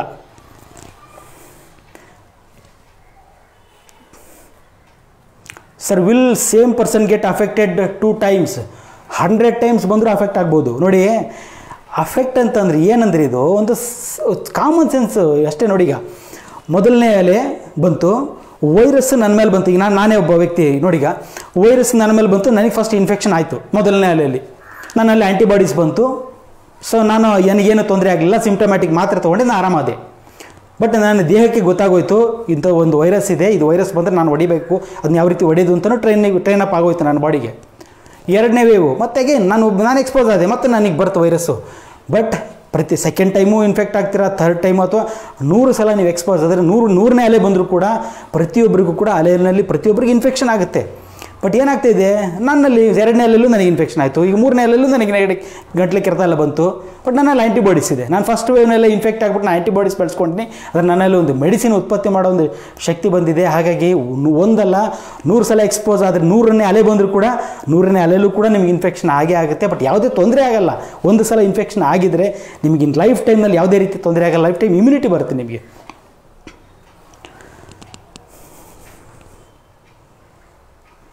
ತುಂಬ ಜನಕ್ಕೆ ಥ್ರೋಟ್ ಪೇಯ್ನ್ ಕೋಲ್ಡ್ ಆಗ್ತಾ ಇದೆ ಇವಾಗ. ಯಾಕೆ ಸರ್ ಅಂತಾರೆ. ನಾನು ಅದನ್ನೇ ಹೇಳಿದ್ನಲ್ಲ, upper respiratory tract infection Omicron virus ಇದೆ ಅಂತ ಅಂದ್ಕೊಳ್ಳಿ. ಈಗ ಇದು ನಾನು ಇವತ್ತು ಪೇಷಂಟ್ ನೋಡ್ತಾ ಇದ್ದೀನಿ, ನನ್ನ ಎದುರಿಗೆ ಒಂದು ಒಮೆಕ್ರಾನ್ ವೈರಸ್ ಇದೆ. ನಾನು ಆ ಒಮೆಕ್ರಾನ್ ವೈರಸ್ಸು ನನ್ನ ಉಸಿರು ಮುಖಾಂತರ ಬರ್ತಿದ್ದು, ಕೆಮ್ಮು ಬೇಕಾಗಿಲ್ಲ. ಅಪ್ಪರ್ ರೆಸ್ಪಿರೇಟರಿ ಟ್ರ್ಯಾಕ್ಟ್ ಇನ್ಫೆಕ್ಷನ್ ಉಸಿರು ಮುಖಾಂತರ ಬರುತ್ತೆ. ಅವನು ಉಸಿರಾಡ್ತಾ ಇದ್ದಾನೆ, ನಾನು ಆ ಉಸಿರು ನನಗೆ ತಾಗುತ್ತೆ, ಗಾಳಿನಲ್ಲಿರುತ್ತೆ. ಅದು ನನ್ನ ಮೂಗು ಮತ್ತು ಗಂಟ್ಲಿಗೆ ಎಂಟ್ರಿ ಆಗುತ್ತೆ. ಮೂಗಿನಲ್ಲಿ ಕೂತ್ಕೊಳ್ಳುತ್ತೆ, ಗಂಟಲ್ಲಿ ಕೂತ್ಕೊಳ್ಳುತ್ತೆ, ಅಲ್ಲಿ ಮಲ್ಟಿಪ್ಲೈ ಆಗ್ಲಿಕ್ಕೆ ಸ್ಟಾರ್ಟ್ ಮಾಡುತ್ತೆ. ಮಲ್ಟಿಪ್ಲೈ ಆಗ್ತಿರುತ್ತೆ. 1 ಇರೋದು 2, 2 ಇರೋದು 4 ರೀತಿ ಮಲ್ಟಿಪ್ಲೈ ಆಗ್ತಾ ಹೋಗುತ್ತೆ. ಅದು ಶ್ವಾಸಕೋಶ ರೀಚ್ ಆಗೋದಕ್ಕಿಂತ ಮುಂಚೆ, ಅಂದರೆ ಮೂಗಿನಲ್ಲಿ ಮತ್ತು ಗಂಟಲಲ್ಲಿ ಇದ್ದಾಗಲೇ 3 ರಿಂದ 5 ದಿವಸ ಟೈಮು ಅಥವಾ 5 ಡೇಸ್ ನನ್ನ ಪ್ರಕಾರ ಮ್ಯಾಕ್ಸಿಮಮ್ ಆ ಒಂದು ಡ್ಯೂರೇಷನ್ನಲ್ಲೇ ಆ್ಯಂಟಿಬಾಡೀಸು ನಮ್ಮಲ್ಲಿ ಉತ್ಪತ್ತಿಯಾಗಿ ವೈರಸ್ ಹತ್ತೋಗುತ್ತೆ. ಸೊ ಬಟ್ ಏನಾಗುತ್ತೆ ನೋಡಿ, ಮೂಗಲ್ಲಿತ್ತು, ಗಂಟ್ಲಲ್ಲಿತ್ತು. ಹಾಗಾಗಿ ನೆಗಡಿ ಮತ್ತು ಕೆಮ್ಮು, ಗಂಟ್ಲು ಪೇಯ್ನ್, ಗಂಟ್ಲು ನೋವೆಲ್ಲ ಶುರು ಆಗ್ತಾ ಇದೆ. ಸೊ ಒಂದು ಹಾಗೆ ಕೆಮ್ಮು ಕಂಟಿನ್ಯೂ ಆಗುತ್ತೆ. ಇರಿಟೆಂಟ್ ಕಾಫ್ ಇದು. ಒಂದು ಸ್ವಲ್ಪ ಗಂಟ್ಲು ಕೆರೆತ ಗಾಯ ಮಾಡಿರುತ್ತೆ. ನಾವು ಗಂಟ್ಲಲ್ಲಿ ನೋಡ್ಕೊಂಡ್ರೆ ಕೆಂಪು ರೆಡ್ನೆಸ್ ಬಂದಿರ್ತೈತಿ ಒಂದು ಇನ್ಫೆಕ್ಷನ್ ಆಗಿದ್ದಾಗ. ಯಾಕೆಂತಂದರೆ ಅಲ್ಲಿ ಗಾಯ ಆದಾಗ ಆಗಿರ್ತೈತೆ. ಅದು ಕೂಡ ಏನೋ ತೊಂದರೆ ಆಗೋದಿಲ್ಲ. ಸ್ವಲ್ಪ ಒಂದು 4-5 ದಿವಸ ಅಥವಾ ಒಂದು ವಾರ 10 ದಿವಸ ಟೈಮ್ ತೊಗೋಬೋದು. ಜ್ವರ 1 ದಿವಸಕ್ಕೆ ಕಮ್ಮಿ ಆಗೋಗ್ಬಿಡುತ್ತೆ.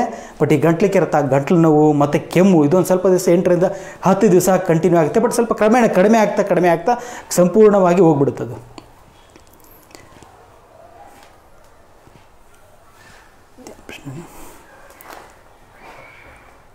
ಕೆಲವರು ಯುವಕರು ಕೊರೋನಾದಿಂದ ಸಾವನ್ನಪ್ಪಿದ್ದಾರಲ್ಲ ಸರ್, ಏನು ಕಾರಣ? ನಾನು ಯಾರೊಬ್ಬರು ಕೊರೋನಾದಿಂದ ಸತ್ತಿಲ್ಲ. ಸತ್ತವರಲ್ಲಿ ಕೊರೋನಾ ಪಾಸಿಟಿವ್ ಇತ್ತು. ಹಾಗಾಗಿದೆ. ಈಗ ನೋಡಿ, ಮೊನ್ನೆ ಒಂದು ಕೇಸ್ ಏನಾಯಿತು, ಹಾಸ್ಪಿಟ್ಲಲ್ಲಿ ಅಡ್ಮಿಟ್ ಆಗಿದ್ದಂಥ ಪೇಷಂಟ್, ಕಿಡ್ನಿಗೆ ಸಂಬಂಧಪಟ್ಟು ತೊಂದರೆ ಇದ್ದಂಥ ಪೇಷಂಟು ಡಯಾಲಿಸಿಸ್ ಪರ್ಪಸ್ಸಿಗೆ ಅಂತ ಹಾಸ್ಪಿಟ್ಲಲ್ಲಿ ಅಡ್ಮಿಟ್ ಮಾಡಿದರು. ಅಡ್ಮಿಷನ್ ಟೈಮ್ನಲ್ಲಿ ಪೇಷಂಟಿಗೆ ಟೆಸ್ಟ್ ಮಾಡಿದಾಗ ಪಾಸಿಟಿವ್ ಇರಲಿಲ್ಲ. ಬಟ್ ಸ್ವಲ್ಪ ಒಂದು 3 ದಿವಸ ಆದಮೇಲೆ ಒಂದು ವಾರ ಆಯ್ತಂತ ಹಾಸ್ಪಿಟ್ಲಲ್ಲಿ. 1 ವಾರ ಆದಮೇಲೆ ಯಾಕೋ ಜ್ವರ ಬಂತು ಅಂತ ಹೇಳ್ಬಿಟ್ಟು ಹಾಸ್ಪಿಟ್ಲಲ್ಲಿ ಇರ್ತಕ್ಕಂಥ ಪೇಷಂಟ್ ಅಡ್ಮಿಟ್ ಆದಾಗ ನೆಗೆಟಿವ್. 1 ವಾರಕ್ಕೆ ಹಾಸ್ಪಿಟ್ಲಲ್ಲಿ ಇದ್ದು 1 ವಾರ ಆದಮೇಲೆ ಟೆಸ್ಟ್ ಮಾಡಿದೆ, ಪೇಷಂಟ್ ಪಾಸಿಟಿವ್ ಬಂದಿದೆ, ಕೊರೋನಾ ಪಾಸಿಟಿವ್ ಬಂದಿದೆ. ಕೊರೋನಾ ಪಾಸಿಟಿವ್ ಅಂತ ಗೊತ್ತಾದ ತಕ್ಷಣವೇ ಬೇರೆ ಎಲ್ಲ ಮೆಡಿಸಿನ್ಸ್, ಬೇರೆ ಎಲ್ಲ ಟ್ರೀಟ್ಮೆಂಟ್ ನಿಲ್ಲಿಸ್ಬಿಟ್ಟು ಕೊರೋನಾ ಪಾಸಿಟಿವ್ ಅಂತ ಹೇಳ್ಬಿಟ್ಟು ಅನವಶ್ಯಕವಾದ ಒಂದಿಷ್ಟು ಮೆಡಿಸಿನ್ಸು, ಅದರ ಜೊತೆಗೆ ಪೇಷಂಟಿಂದ ಡಿಸ್ಟೆನ್ಸ್ ದೂರ, ಕೋವಿಡ್ ಪಾಸಿಟಿವ್ ಇದೆ ಅಂತ ಪೇಷಂಟ್ಸ್ ಅಂತ ಹೋಗೋದನ್ನು ಬಿಟ್ಟು ನೋಡಿ, ಬೇರೆ ಕಾಯಿಲೆಗಳನ್ನು ನೆಗ್ಲೆಕ್ಟ್ ಮಾಡಿಕೊಂಡು ಅದಕ್ಕೆ ಟ್ರೀಟ್ಮೆಂಟ್ ಕೊಡೋದಲ್ಲೇ, ಶುಗರ್ ಇದ್ದರೆ ಆ ಶುಗರಿಗೆ ಸರಿಯಾದ ಒಂದು ಚಿಕಿತ್ಸೆ ಕೊಡೋದಲ್ಲೇ ಕೊರೋನಾ ಪಾಸಿಟಿವ್ ಅಂತ ಲೇಬಲ್ ಮಾಡಿ ಆ ರೀತಿ ಸಾಯ್ತಾ ಇದ್ದಾರೆ. ಇವತ್ತೇನು 30,000-40,000 ಕೇಸಸ್ ಅಂತ ಹೇಳ್ತಾ ಇದ್ದಾರೆ. ಅದರಲ್ಲಿ ಒಂದು 5,000-6,000 ಅಂತ ತೋರಿಸ್ತಾ ಇದ್ದಾರೆ. ಬಟ್ ಆ ಒಂದು 5-6 ಸಾವು ಕೂಡ ಪ್ಯೂರ್ಲಿ ಈ ಒಂದು ಕೋವಿಡಿಂದ ಸತ್ತಂಥವಲ್ಲ. 3,000-4,000-5,000 ಕೇಸಸ್ಸೇ ನೋಡಿದ್ದೀನಿ ಆಲ್ರೆಡಿ ಇಲ್ಲಿವರೆಗೆ ನಾನು ಒಂದು 20 ದಿವಸದಲ್ಲಿ. ಬಟ್ ಸ್ಟಿಲ್ ಅಲ್ಲಿಗೂ ಕೂಡ ಒಂದೇ ಒಂದು ಸಿಂಗಲ್ ಪೇಷಂಟಲ್ಲಿ ಯಾವುದು ಬೇಡ, ಒಬ್ಬರಿಬ್ಬರೆಲ್ಲರೂ ತೊಂದರೆ ಕಾಣಬೇಕಲ್ಲ. ಯಾರೊಬ್ಬರಲ್ಲೂ ಕೂಡ ಉಸಿರಾಟದ ಸಮಸ್ಯೆ ಕಾಣ್ತಾ ಇಲ್ಲ, ಚೆಸ್ಟ್ ಟೈಟ್ನೆಸ್ ಕಾಣ್ತಾ ಇಲ್ಲ, ಸ್ಯಾಚುರೇಷನ್ ಲೆವೆಲ್ ಕಡಿಮೆ ಕಾಣ್ತಾ ಇಲ್ಲ. ಸೊ ಹಾಗಾಗಿ ಯಾರೊಬ್ಬರು ಕೂಡ ಈ ಒಂದು 3ನೇ ಅಲೆ ಅಂತ ಆದರೆ ನನ್ನ ಪ್ರಕಾರ ಯಾರೊಬ್ಬರು ಕೂಡ ಈ ಒಂದು ವೇವ್ಸ್ನಲ್ಲಿ ಸಾಯಲಿಕ್ಕೆ ಸಾಧ್ಯನೇ ಇಲ್ಲ. ಅಷ್ಟೊಂದು ಸಿಂಪಲ್ ಆಗಿದೆ ಅಂತಂದರೆ ನಮ್ಮಲ್ಲಿ ಆ್ಯಂಟಿಬಾಡೀಸ್ ಬಂದಿದೆ. ಸೆಕೆಂಡ್ ವೇವ್ನಲ್ಲಿ ಪ್ರತಿಯೊಬ್ಬರು ಇನ್ಫೆಕ್ಟ್ ಆಗಿದ್ದೀವಿ, ಪ್ರತಿಯೊಬ್ಬರಲ್ಲಿ ಒಂದು ಆ್ಯಂಟಿಬಾಡೀಸ್ ಬಂದಿದೆ. ಹಾಗಾಗಿ ಯಾರು ಕೊರೋನಾದಿಂದ ಸತ್ತನು ಸುಳ್ಳದು. ಕೊರೋನಾದಿಂದ ಸತ್ತಿಲ್ಲ, ಬೇರೆ ಕಾಯಿಲೆಯಿಂದ ಅಡ್ಮಿಟ್ ಆಗಿದ್ದಂಥ ಪೇಷಂಟು ಅಥವಾ ಸರಿಯಾದ ಚಿಕಿತ್ಸೆ ಸಿಗದಂಥ ಪೇಷಂಟು ಸಾವನ್ನಪ್ಪಿದ್ದು, ಅವರಲ್ಲಿ ಕೊರೋನಾ ಪಾಸಿಟಿವ್ ಇತ್ತು ಅನ್ನೋದೇ ಇವರು ಉತ್ತರ ಅಷ್ಟೇ. Can we take booster dose if you are tested positive? ಮತ್ತೊಂದು ಉಚಿತನ ಮಾಡೋಣ ಅಂತ ಹೇಳ್ಬಿಟ್ಟು ಈಗ ಮೊದಲನೇ ವ್ಯಾಕ್ಸಿನ್ ತೊಗೊಂಡು 2ನೇ ವ್ಯಾಕ್ಸಿನ್ ತೊಗೊಂಡ್ಬಿಟ್ಟಿದ್ದೀನಿ, ಈಗ ಬೂಸ್ಟರ್ ಡೋಸ್ ಸ್ಟಾರ್ಟ್ ಮಾಡಿಬಿಟ್ಟಿದ್ದಾರೆ. ಮತ್ತು ಅದು ಏನಾದ್ರು ಪ್ರೊಟೆಕ್ಟ್ ಮಾಡುತ್ತೆ ನೋಡಿ. ಆರ್ಟಿಕಲ್ ಬಂದಿದೆ, ಸ್ಟೇಟ್ಮೆಂಟೇ ಕೊಟ್ಟಿದೆ, WHO ಸ್ಟೇಟ್ಮೆಂಟ್ ಕೊಟ್ಟಿದೆ. ಈ ಬೂಸ್ಟರ್ ಡೋಸು ಕೂಡ ಈ ಒಂದು ಒಮೆಕ್ರಾನನ್ನು ಪ್ರಿವೆಂಟ್ ಮಾಡಲಿಕ್ಕಾಗಲ್ಲ. ಪ್ರಿವೆನ್ಷನ್ ಇಂಪಾಸಿಬಲ್ ಇದು ಅಂತಲ್ಲ. ಯಾವುದೇ ವ್ಯಾಕ್ಸಿನೇಷನ್ ನಾನು ಇನ್ಫೆಕ್ಟ್ ಆಗಿ ನನ್ನಲ್ಲಿ ಆ್ಯಂಟಿಬಾಡೀಸ್ ಬಂದಿದ್ದರೂ ಕೂಡ ನಾನು ಈ ಒಮೆಕ್ರಾನ್ನಿಂದ ನನಗೆ ಬರ್ದಂಗೆ ತಡೆಗಟ್ಟಕ್ಕಾಗಲ್ಲ. ಇನ್ಫೆಕ್ಷನ್ ಆಗುತ್ತೆ ನನಗೆ, ಬಟ್ ಆ್ಯಂಟಿಬಾಡೀಸ್ ಇರೋದ್ರಿಂದ ನನ್ನನ್ನು ಕಾಪಾಡ್ಕೊಳ್ಳುತ್ತೆ. ಹಾಗಾಗಿ ವ್ಯಾಕ್ಸಿನ್ ಅನ್ನೋದು ಅಗೇನ್ ಒಂದು ಬೂಸ್ಟರ್ ಡೋಸ್ ಅನ್ನೋದು ಒಂದು ನಾನ್ ಸೆನ್ಸ್. ನನ್ನ ಪ್ರಕಾರ ಬೂಸ್ಟರ್ ಡೋಸ್ ಬೇಡ. ಅನವಶ್ಯಕ. ಇದು ಬೂಸ್ಟರ್ ಡೋಸಿಂದ ತೊಂದರೆ ಜಾಸ್ತಿ ಆಗೋ ಸಾಧ್ಯತೆ ಇದೆ. ಇದಕ್ಕೂ ಕೂಡ ನಾನು ರೀಸನ್ ಕೊಡ್ತೀನಿ, ಇನ್ನೊಂದು ವಿಡಿಯೋ ಮಾಡಿಬಿಟ್ಟು. ಬೂಸ್ಟರ್ ಡೋಸ್ ಅಂತೂ ಬೇಡವೇ ಬೇಡ ಅಂತ ಹೇಳ್ತೀನಿ ನಾನು. ಇಮ್ಯುನೋ ಸಪ್ರೆಷನ್ ಆಗ್ತಿದೆ, ಇಮ್ಯುನಿಟಿ ಕಮ್ಮಿ ಆಗ್ತಾಯಿದೆ. ಸೈಂಟಿಫಿಕ್ ಎಕ್ಸ್ಪ್ಲನೇಷನ್, ವೈಜ್ಞಾನಿಕ ಕಾರಣ ಕೊಟ್ಟು ಹೇಳ್ತೀನಿ, ಬೂಸ್ಟರ್ ಡೋಸ್ ಬೇಡ, ತೊಗೋಬೇಡಿ. ನಾನು ನೆಕ್ಸ್ಟ್ ಅದ್ರ ಬಗ್ಗೆ ಡೀಟೇಲಾಗಿ ಒಂದು ವಿಡಿಯೋ ಮಾಡಿ ಹೇಳ್ತೀನಿ ನಿಮಗೆ. 4th ವೇವ್ ಯಾವಾಗ ಭರಿಸುತ್ತಾರೆ ಸರ್? ಅದು ಅವ್ರಿಗೆ ಇನ್ನೊಂದು 3-4 ತಿಂಗಳು ಮತ್ತೆ ಎಲ್ಲ ಇದರಿಂದ ದುಡ್ಡು ಬರೋಕ್ಕೆ ಸ್ಟಾರ್ಟ್ ಆಯಿತು ಅಂತಂದರೆ, ಈಗ ಸರ್ಕಾರದಲ್ಲಿ ದುಡ್ಡು ಖಾಲಿ ಆದಾಗ ಕೊರೋನಾ ಹೋಗ್ಬಿಡುತ್ತೆ. ಮತ್ತೆ ಸರ್ಕಾರಕ್ಕೆ ದುಡ್ಡು ಬಂದ ಮೇಲೆ ಆ ದುಡ್ಡನ್ನು ಖರ್ಚು ಮಾಡಬೇಕಲ್ಲ, ಅದಕ್ಕೋಸ್ಕರ ಮತ್ತೆ ಒಂದು 3-4 ತಿಂಗಳಲ್ಲಿ ಮತ್ತೆ ತಂದರೂ ತರ್ಬೋದು. ಯಾಕಂದರೆ ಒಂದು ಏನಿರುತ್ತೆ, 3-4 ತಿಂಗಳಿಗೆ ಒಂದೊಂದು ಸಲ ವೆದರಲ್ಲಿ ವೇರಿಯೇಷನ್ ಆಗುತ್ತೆ, ವಾತಾವರಣದಲ್ಲಿ ಬದಲಾವಣೆ ಆಗಿಬಿಟ್ಟು ಸರ್ವೇ ಸಾಮಾನ್ಯವಾಗಿ ನೆಗಡಿ ಕೆಮ್ಮು ಅಂಥದ್ದೆಲ್ಲ ಬರೋದು ಸಾಮಾನ್ಯ. ಅದು ಹಂಗೆ ನೆಗಡಿ ಕೆಮ್ಮು ಅಂತಿದ್ದಾಗೆ ಅಂಥನ್ನೆಲ್ಲ ಹಿಡಿದು ಹೋಗಿ ಟೆಸ್ಟ್ ಮಾಡಿಬಿಟ್ಟು ಪಾಸಿಟಿವ್ ಕೊಡೋದು ಸಹಜ ಇವರು. ಹಾಗೆ 3-4 ತಿಂಗಳಲ್ಲಿ ಮತ್ತೊಂದು 4ನೇ ಅಲೆ ಇವರು ತಂದರೂ ತರ್ಬೋದು. ಅದಕ್ಕಿಂತ ಹೆಚ್ಚಾಗಿ ಪ್ರತಿಯೊಬ್ಬರು ತಿಳುವಳಿಕೆ ಬೆಳೆಸ್ಕೊಳ್ಳಿ. ಎಲ್ಲರೂ ಟೆಸ್ಟನ್ನು ಮಾಡಿಸ್ಬೇಡಿ. 1.5 ವರ್ಷದಿಂದ ನಾನು ಮಾಡಿದ ಮೊದಲನೇ ವಿಡಿಯೋದಲ್ಲಿ ಹೇಳಿದ್ದೀನಿ, test it's useless, it's non specific test ಇದು RT-PCR ಟೆಸ್ಟ್ ಅನ್ನೋದು. ಹಾಗಾಗಿ ಟೆಸ್ಟನ್ನು ಮಾಡಿಸ್ಬೇಡಿ. ಟೆಸ್ಟನ್ನು ಮಾಡಿಸಿ ಸ್ಟ್ರೆಸ್ ಲೆವೆಲ್ ಜಾಸ್ತಿ ಮಾಡ್ಕೊತೀರಾ, ಸ್ಟ್ರೆಸ್ ಮಾಡಿ ಜೊತೆಗೆ ಭಯ ಪಡ್ತೀರಾ. ಭಯದಿಂದ ಎಷ್ಟೋ ಜನ ಸತ್ತಿದ್ದಾರೆ. ಟೆಸ್ಟ್ ಮಾಡಿಸಿ ಪಾಸಿಟಿವ್ ಬಂತು ಅಂತ ಆತ್ಮಹತ್ಯೆ ಮಾಡ್ಕೊಂಡೇವೆ, ಎಷ್ಟೊಂದು ಕೇಸಸ್ ಇದ್ದಾವೆ. ಬಟ್ ಯಾವುದು ಸ್ಟ್ಯಾಟಿಸ್ಟಿಕ್ಸ್ ಮೇಂಟೈನ್ ಮಾಡ್ತಾ ಇಲ್ಲ ಅವರು. ಎಷ್ಟೋ ಜನ ಆತ್ಮಹತ್ಯೆ ಮಾಡ್ಕೊಂಡಿದ್ದಾರೆ, ಪಾಸಿಟಿವ್ ಬಂದುಬಿಡ್ತು ನನಗೆ ಅಂತ ಹೇಳ್ಬಿಟ್ಟು. ಇಂಥವೆಲ್ಲ ಇದ್ದಾವೆ. ಹಾಗಾಗಿ ಟೆಸ್ಟನ್ನು ಬೇಡ. ಗೊತ್ತು ನನಗೆ ಮುಂಚೆ ಎಷ್ಟು ಜನ ಅಷ್ಟೊಂದು ತಲೆ ಕೆಡಿಸ್ಕೊಂಡಿಲ್ಲ ಕೋವಿಡ್ ಬಗ್ಗೆ ಅಂತೇಳಿ. ತಲೆ ಕೆಡಿಸ್ಕೊಳ್ಳಲ್ಲ, ಕಂಪ್ಲೀಟಾಗಿ ನೆಗ್ಲೆಕ್ಟ್ ಮಾಡಿ, ಕಂಪ್ಲೀಟಾಗಿ ಬಿಟ್ಬಿಡಿ, ಕಂಪ್ಲೀಟ್ ಬ್ಯಾನ್ ಮಾಡಬೇಕು. ಇದನ್ನು ಕೋವಿಡ್ ಟೆಸ್ಟನ್ನು ಬ್ಯಾನ್ ಮಾಡಬೇಕು ಅಂತ ಹೇಳ್ತೀನಿ. ಯಾವುದಕ್ಕೆ ಇದು ಮಾಡೋದು? ಲಕ್ಷಾಂತರ ಜನಕ್ಕೆ ಪ್ರತಿದಿನ ಮಾಡಿಬಿಟ್ಟು ಪಾಸಿಟಿವ್ ಅಂತ ತೋರಿಸೋದು ಏನಿದೆ? ಯಾರು ದುಡ್ಡಿದು? ಫ್ರೀಯಾಗಿ ಮಾಡ್ತಿದ್ದೀವಿ. ಟೆಸ್ಟ್ ಕಿಟ್ಟಿಗೆ ಯಾರು ದುಡ್ಡನ್ನು ಉಪಯೋಗಿಸ್ತಾರೆ ಇವರು? ಅವ್ರ ಮನೆಯಿಂದ ದುಡ್ಡು ತಂದು ಹಾಕ್ತಾರಾ? ಸರ್ಕಾರ ದುಡ್ಡು ಅಂದರೆ ಯಾರ್ದು? ನಾವು ಕೊಟ್ಟ ದುಡ್ಡು, ನೀವು ಕೊಟ್ಟರೆ ದುಡ್ಡು ಅನ್ಕೊಂತೀರ ನೀವು. ನಾವು ಫ್ರೀಯಾಗಿ ಟೆಸ್ಟ್ ಮಾಡ್ತಾ ಇದ್ವಿ, ಸರ್ಕಾರ ಫ್ರೀಯಾಗಿ ಮಾಡ್ತಾ ಇದೆ. ಇಲ್ಲ, ಫ್ರೀ ಹೆಸರಲ್ಲಿ ಒಂದು ದಂಧೆ ಇದು, ಫ್ರೀ ಹೆಸರಲ್ಲಿ ಒಂದು ಲೂಟಿ ಇದು. ನಾವು ಕೊಡ್ತಕ್ಕಂಥ ಈಗ ನಾಳೆ ನೀವು ಹೋಗ್ಬಿಟ್ಟು ಯಾವುದಾದ್ರೂ ಒಂದು ಕೆಲಸ, ಒಂದು ಅಭಿವೃದ್ಧಿ ಕೆಲಸ ಆಗಬೇಕು, ಇದಾಗಬೇಕು ಅಂತ ಹೋದರೆ, ಇಲ್ಲ ದುಡ್ಡಿಲ್ಲ ಸರ್ಕಾರದಲ್ಲಿ, ಎಲ್ಲ ದುಡ್ಡು ಖಾಲಿಯಾಗಿದೆ. ಎಲ್ಲಿ ಖಾಲಿಯಾಗಿದೆ? ಏನಾಗಿದೆ ದುಡ್ಡು? ಯಾರೊಬ್ರಿಗೇನು ಕೊಟ್ಟಿಲ್ಲ, ಏನಿಲ್ಲ, ಇಲ್ಲ ಕೋವಿಡ್ಗೆ ಅಂತ ಖರ್ಚು ಮಾಡಿದ್ದೀವಿ.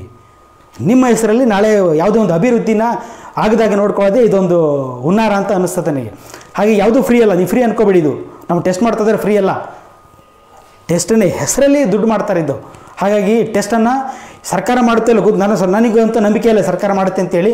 ಪ್ರತಿಯೊಬ್ಬರೂ ಕೂಡ ಟೆಸ್ಟ್ ವಿರುದ್ಧ ಮಾತಾಡಬೇಕು. ಟೆಸ್ಟನ್ನು ಬ್ಯಾನ್ ಮಾಡಬೇಕು, ಕಂಪಲ್ಷನ್ ಮಾಡೋಂಗಿಲ್ಲ. ಏನು ಫ್ಯಾಕ್ಟ್ರಿಗಳಲ್ಲಿ, ಕಂಪ್ನಿಗಳಲ್ಲೆಲ್ಲ ಕಂಪಲ್ಷನ್ ಮಾಡೋದು ಇವರು.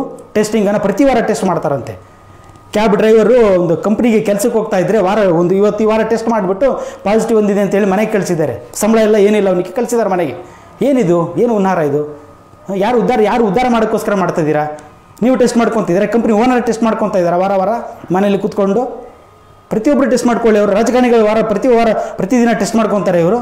ಬಟ್ ಸಾಮಾನ್ಯ ಜನರಿಗೆ ಮಾತ್ರ ಟೆಸ್ಟ್ ಮಾಡೋದು, ಅವ್ರನ್ನ ಪಾಸಿಟಿವ್ ಅಂತ ಹೇಳೋದು, ಅವ್ರ ಹೆಸರಲ್ಲಿ ದುಡ್ಡು ಮಾಡೋದಕ್ಕೆ ಕೆಲಸ ಆಗೋಗ್ಬಿಟ್ಟಿದೆ ಇದು. ಸೊ ಹಾಗಾಗಿ ಅಲೆಯನ್ನು ತಪ್ಪಿಸೋ ಶಕ್ತಿ ನಿಮಗೆ ಮಾತ್ರ ಇದೆ. ಪ್ರತಿಯೊಬ್ಬರಿಗೂ ಕೂಡ ಮುಂದೆ ಬಂದು ಈ ಟೆಸ್ಟನ್ನು ವಿರೋಧಿಸಬೇಕು. ಆವಾಗಲೇ ಈ 4ನೇ ಅಲೆ 5ನೇ ಅಲೆ ಹೆಸರಲ್ಲಿ ನಡೆಯತಕ್ಕಂಥ ಒಂದು ಭ್ರಷ್ಟಾಚಾರನ ನಿಲ್ಲಿಸ್ಬೋದು ನಾವು.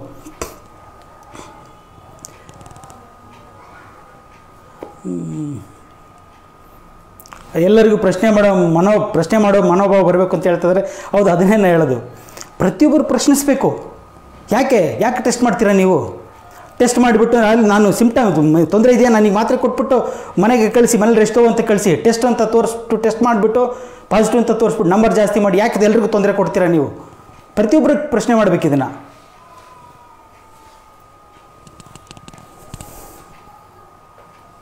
ಈ ಮಾಫಿಯಾಗಳು ನೀವು ಸತ್ಯ ಹೇಳಿದರೆ ಸುಮ್ಮನೆ ಬಿಡುತ್ತಾರಾ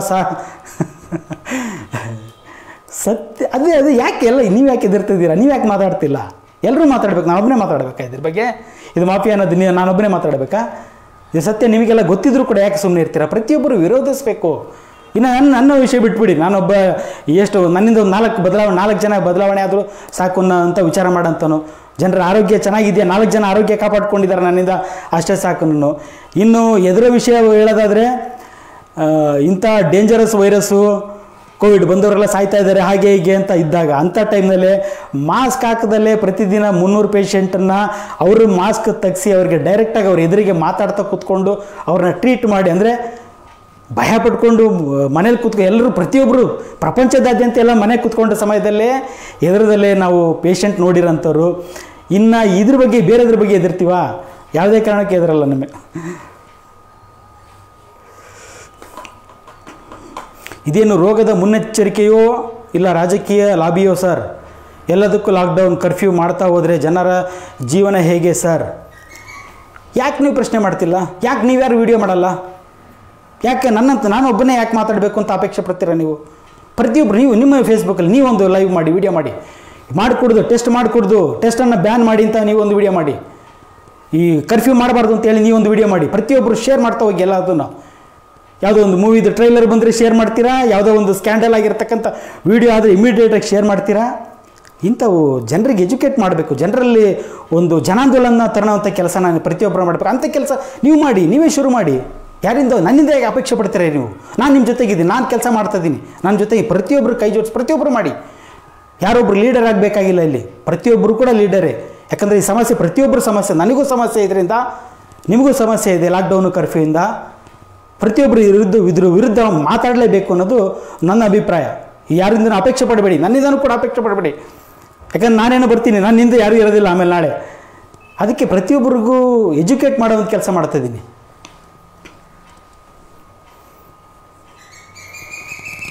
ಸರ್, ನಮ್ಮ ಡಾಕ್ಟ್ರುಗಳು ಎಲ್ಲರಿಗೂ CT ಸ್ಕ್ಯಾನ್ ಮಾಡಿಸ್ತಾರೆ, 2500 ರೂಪಾಯಿ. ಆದರೆ doctor refer charges 4000, total 7500 charge ಮಾಡ್ತಾರೆ. ಹಗಲು ದರೋಡೆ. ಇಷ್ಟೆಲ್ಲ ತಿಳುವಳಿಕೆ ಇದೆ ನಿಮಗೆ, ಸತ್ಯ, ನೀವು ಹೇಳಿರೋ ಸತ್ಯನೇ.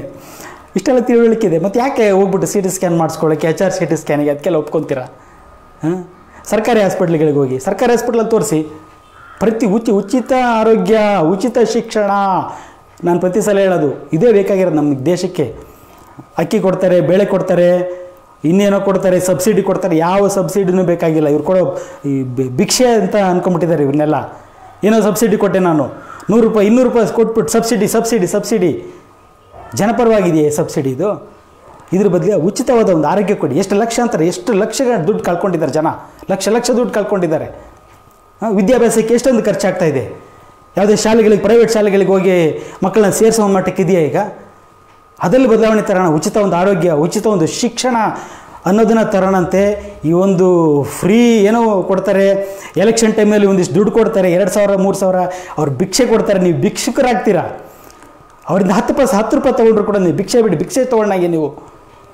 ಪ್ರತಿಯೊಬ್ಬರು ಇದನ್ನು ವಿರೋಧಿಸಬೇಕು. ಆರೋಗ್ಯ, ನನಗೆ ಉಚಿತವಾದ ಶಿಕ್ಷಣ ಬೇಕು, ನನಗೆ ಉಚಿತವಾದ ಒಂದು ಆರೋಗ್ಯ ಬೇಕು ಅಂತೇಳಿ ಪ್ರತಿಯೊಬ್ಬರು ಕೇಳೋ ಮಟ್ಟಕ್ಕೆ ಬರಬೇಕು ಅನ್ನೋದೇ ನನ್ನ ಆಸೆ. ಇಮ್ಯುನಿಟಿ ಪವರ್ ಯಾವ ಆಹಾರದಲ್ಲಿ ಹೆಚ್ಚಾಗಿ ಸಿಗುತ್ತೆ ಸರ್? ದಯವಿಟ್ಟು ಹೇಳಿ ಅಂತಾರೆ. ಇಮ್ಯುನಿಟಿ ಪವರ್ ಎಲ್ಲೂ ಸಿಗಲ್ಲ, ನಿಮ್ಮಲ್ಲಿ ಇದೆ ಅದು. ಯಾಕೆ ನೀವು ಹುಡುಕ್ಕೊಂತ ಹೋಗ್ತೀರಾ? ಅದೊಂದು ಮಾಫಿಯಾ ಲಾಬಿ ಅದು. ಇಮ್ಯುನಿಟಿ ಬೂಸ್ಟರ್ಸ್ ಒಂದು ದೊಡ್ಡ ದಂಧೆ ಅದು. ಇಮ್ಯುನಿಟಿ ನನ್ನಲ್ಲಿ ಇಮ್ಯುನಿಟಿ ಇದೆ. ನಮ್ಮ ಸೆಲ್ಸ್, ನಿಮ್ಮ ಒಂದು ಸೆಲ್ಸ್ ಬಾಡಿನಲ್ಲಿ, ನಮ್ಮ ದೇಹದಲ್ಲಿ ಇರತಕ್ಕಂಥದ್ದೆಲ್ಲ ಸೆಲ್ಸೇ. ನಾವು we are made up of cells. ರಾಗಿಯಿಂದ ಹೇಗೆ ಮುದ್ದೆ ಆಗುತ್ತೋ ಸೆಲ್ಸಿಂದ ನಮ್ಮ ದೇಹ ಆಗಿದೆ. ಸೊ ಒಂದು ಸೆಲ್ ಆರೋಗ್ಯವಾಗಿದೆ. ನನ್ನ ದೇಹದಲ್ಲಿರ್ತಕ್ಕಂಥ ಕಣಗಳೆಲ್ಲ, ಪೂರ್ತಿ ಕಣಗಳೆಲ್ಲ, ಸೆಲ್ಸ್ ಎಲ್ಲ ಆರೋಗ್ಯವಾಗಿದ್ದಾವೆ ಅಂತಂದರೆ ನನ್ನ ಇಮ್ಯುನಿಟಿ ಲೆವೆಲ್ ಚೆನ್ನಾಗಿರುತ್ತೆ. ಭಗವಂತ ಕೊಟ್ಟಿರೋದು ಯಾರ್ದು ಅಲ್ಲ, ಪ್ರಕೃತಿಯಿಂದ ಬಂದಿರೋಂಥದ್ದು ನಮಗೆ ಆರೋಗ್ಯ ಅನ್ನೋದು, ಈ ಒಂದು ಇಮ್ಯುನಿಟಿ ಅನ್ನೋದು. ಎಲ್ಲಿ ಹೊರಗಡೆಯಿಂದ ನೀವು ಇಮ್ಯುನಿಟಿ ತಗೋರೋಕ್ಕಾಗುತ್ತಾ? ಅಥವಾ ನಿಮ್ಮಲ್ಲಿ ಇರ್ತಕ್ಕಂಥ ಇಮ್ಯುನಿಟಿನ ಮೆಜರ್ ಮಾಡಿ ಹೇಳ್ತಾರೆ ಇವರು ಸೈನ್ಸಲ್ಲಿ. ನಾವು ಹೇಳೋಕ್ಕಾಗುತ್ತಾ ನಿಮ್ಮ ಇಮ್ಯುನಿಟಿ ಲೆವೆಲ್ ಇಷ್ಟಿದೆ, ನಿಮ್ಮ ಇಮ್ಯುನಿಟಿ ಲೆವೆಲ್ 50% ಇದೆ, 70% ಇದೆ, 80% ಇದೆ, ಹೇಳಕ್ಕೆ ಮೆಜರ್ ಮಾಡೋಕ್ಕಾಗುತ್ತಾ? ಇಂಪಾಸಿಬಲ್. ಇಮ್ಯುನಿಟಿ ಲೆವೆಲ್ ಅನ್ನೋದು ಪ್ರಕೃತಿಯಿಂದ ಸಿಕ್ಕಿರೋಂಥದ್ದು, ಭಗವಂತನಿಂದ ಸಿಕ್ಕಿರೋಂಥದ್ದು.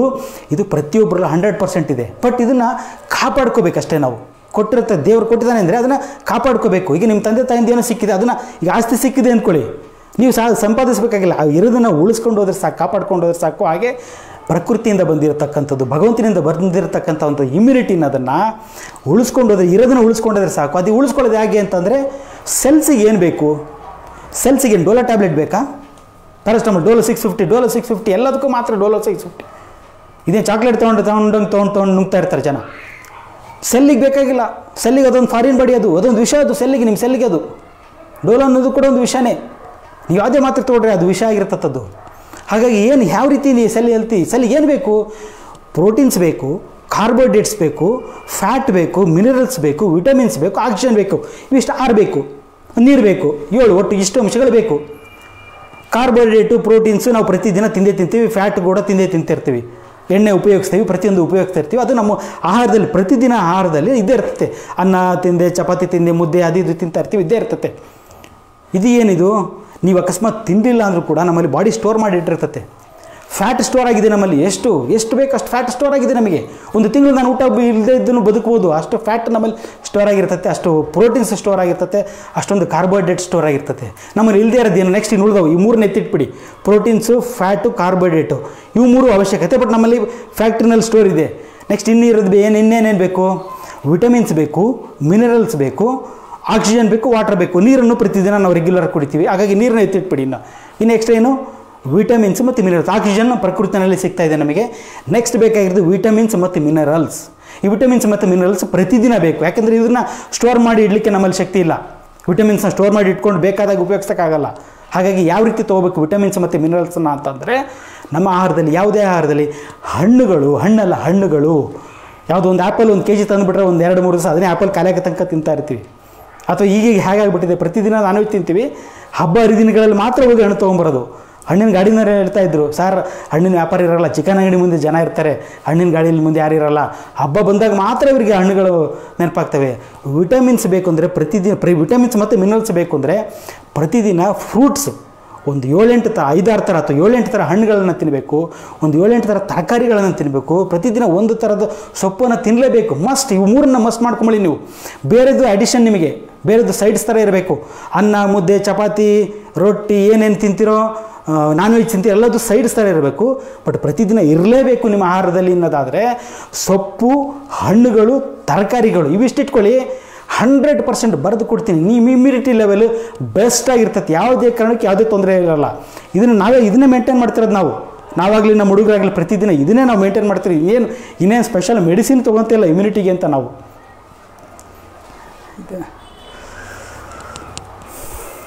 ಸರ್ಕಾರದ ವಿರುದ್ಧ ಮಾತನಾಡಬೇಡಿ, ನಿಮ್ಮನ್ನು ಟಾರ್ಗೆಟ್ ಮಾಡುತ್ತಾರೆ, ಈ ಸಮಾಜದಲ್ಲಿ ಜನ ಸರಿ ಇಲ್ಲ, ಸಮಾಜಕ್ಕೆ ಒಳಿತು ಸರ್ಕಾರದ ವಿರುದ್ಧ ಯಾರು ಮಾತಾಡ್ತಿದ್ದಾರೆ? ನಾವೇನು ಯಾವ ಪಕ್ಷದವರಲ್ಲ.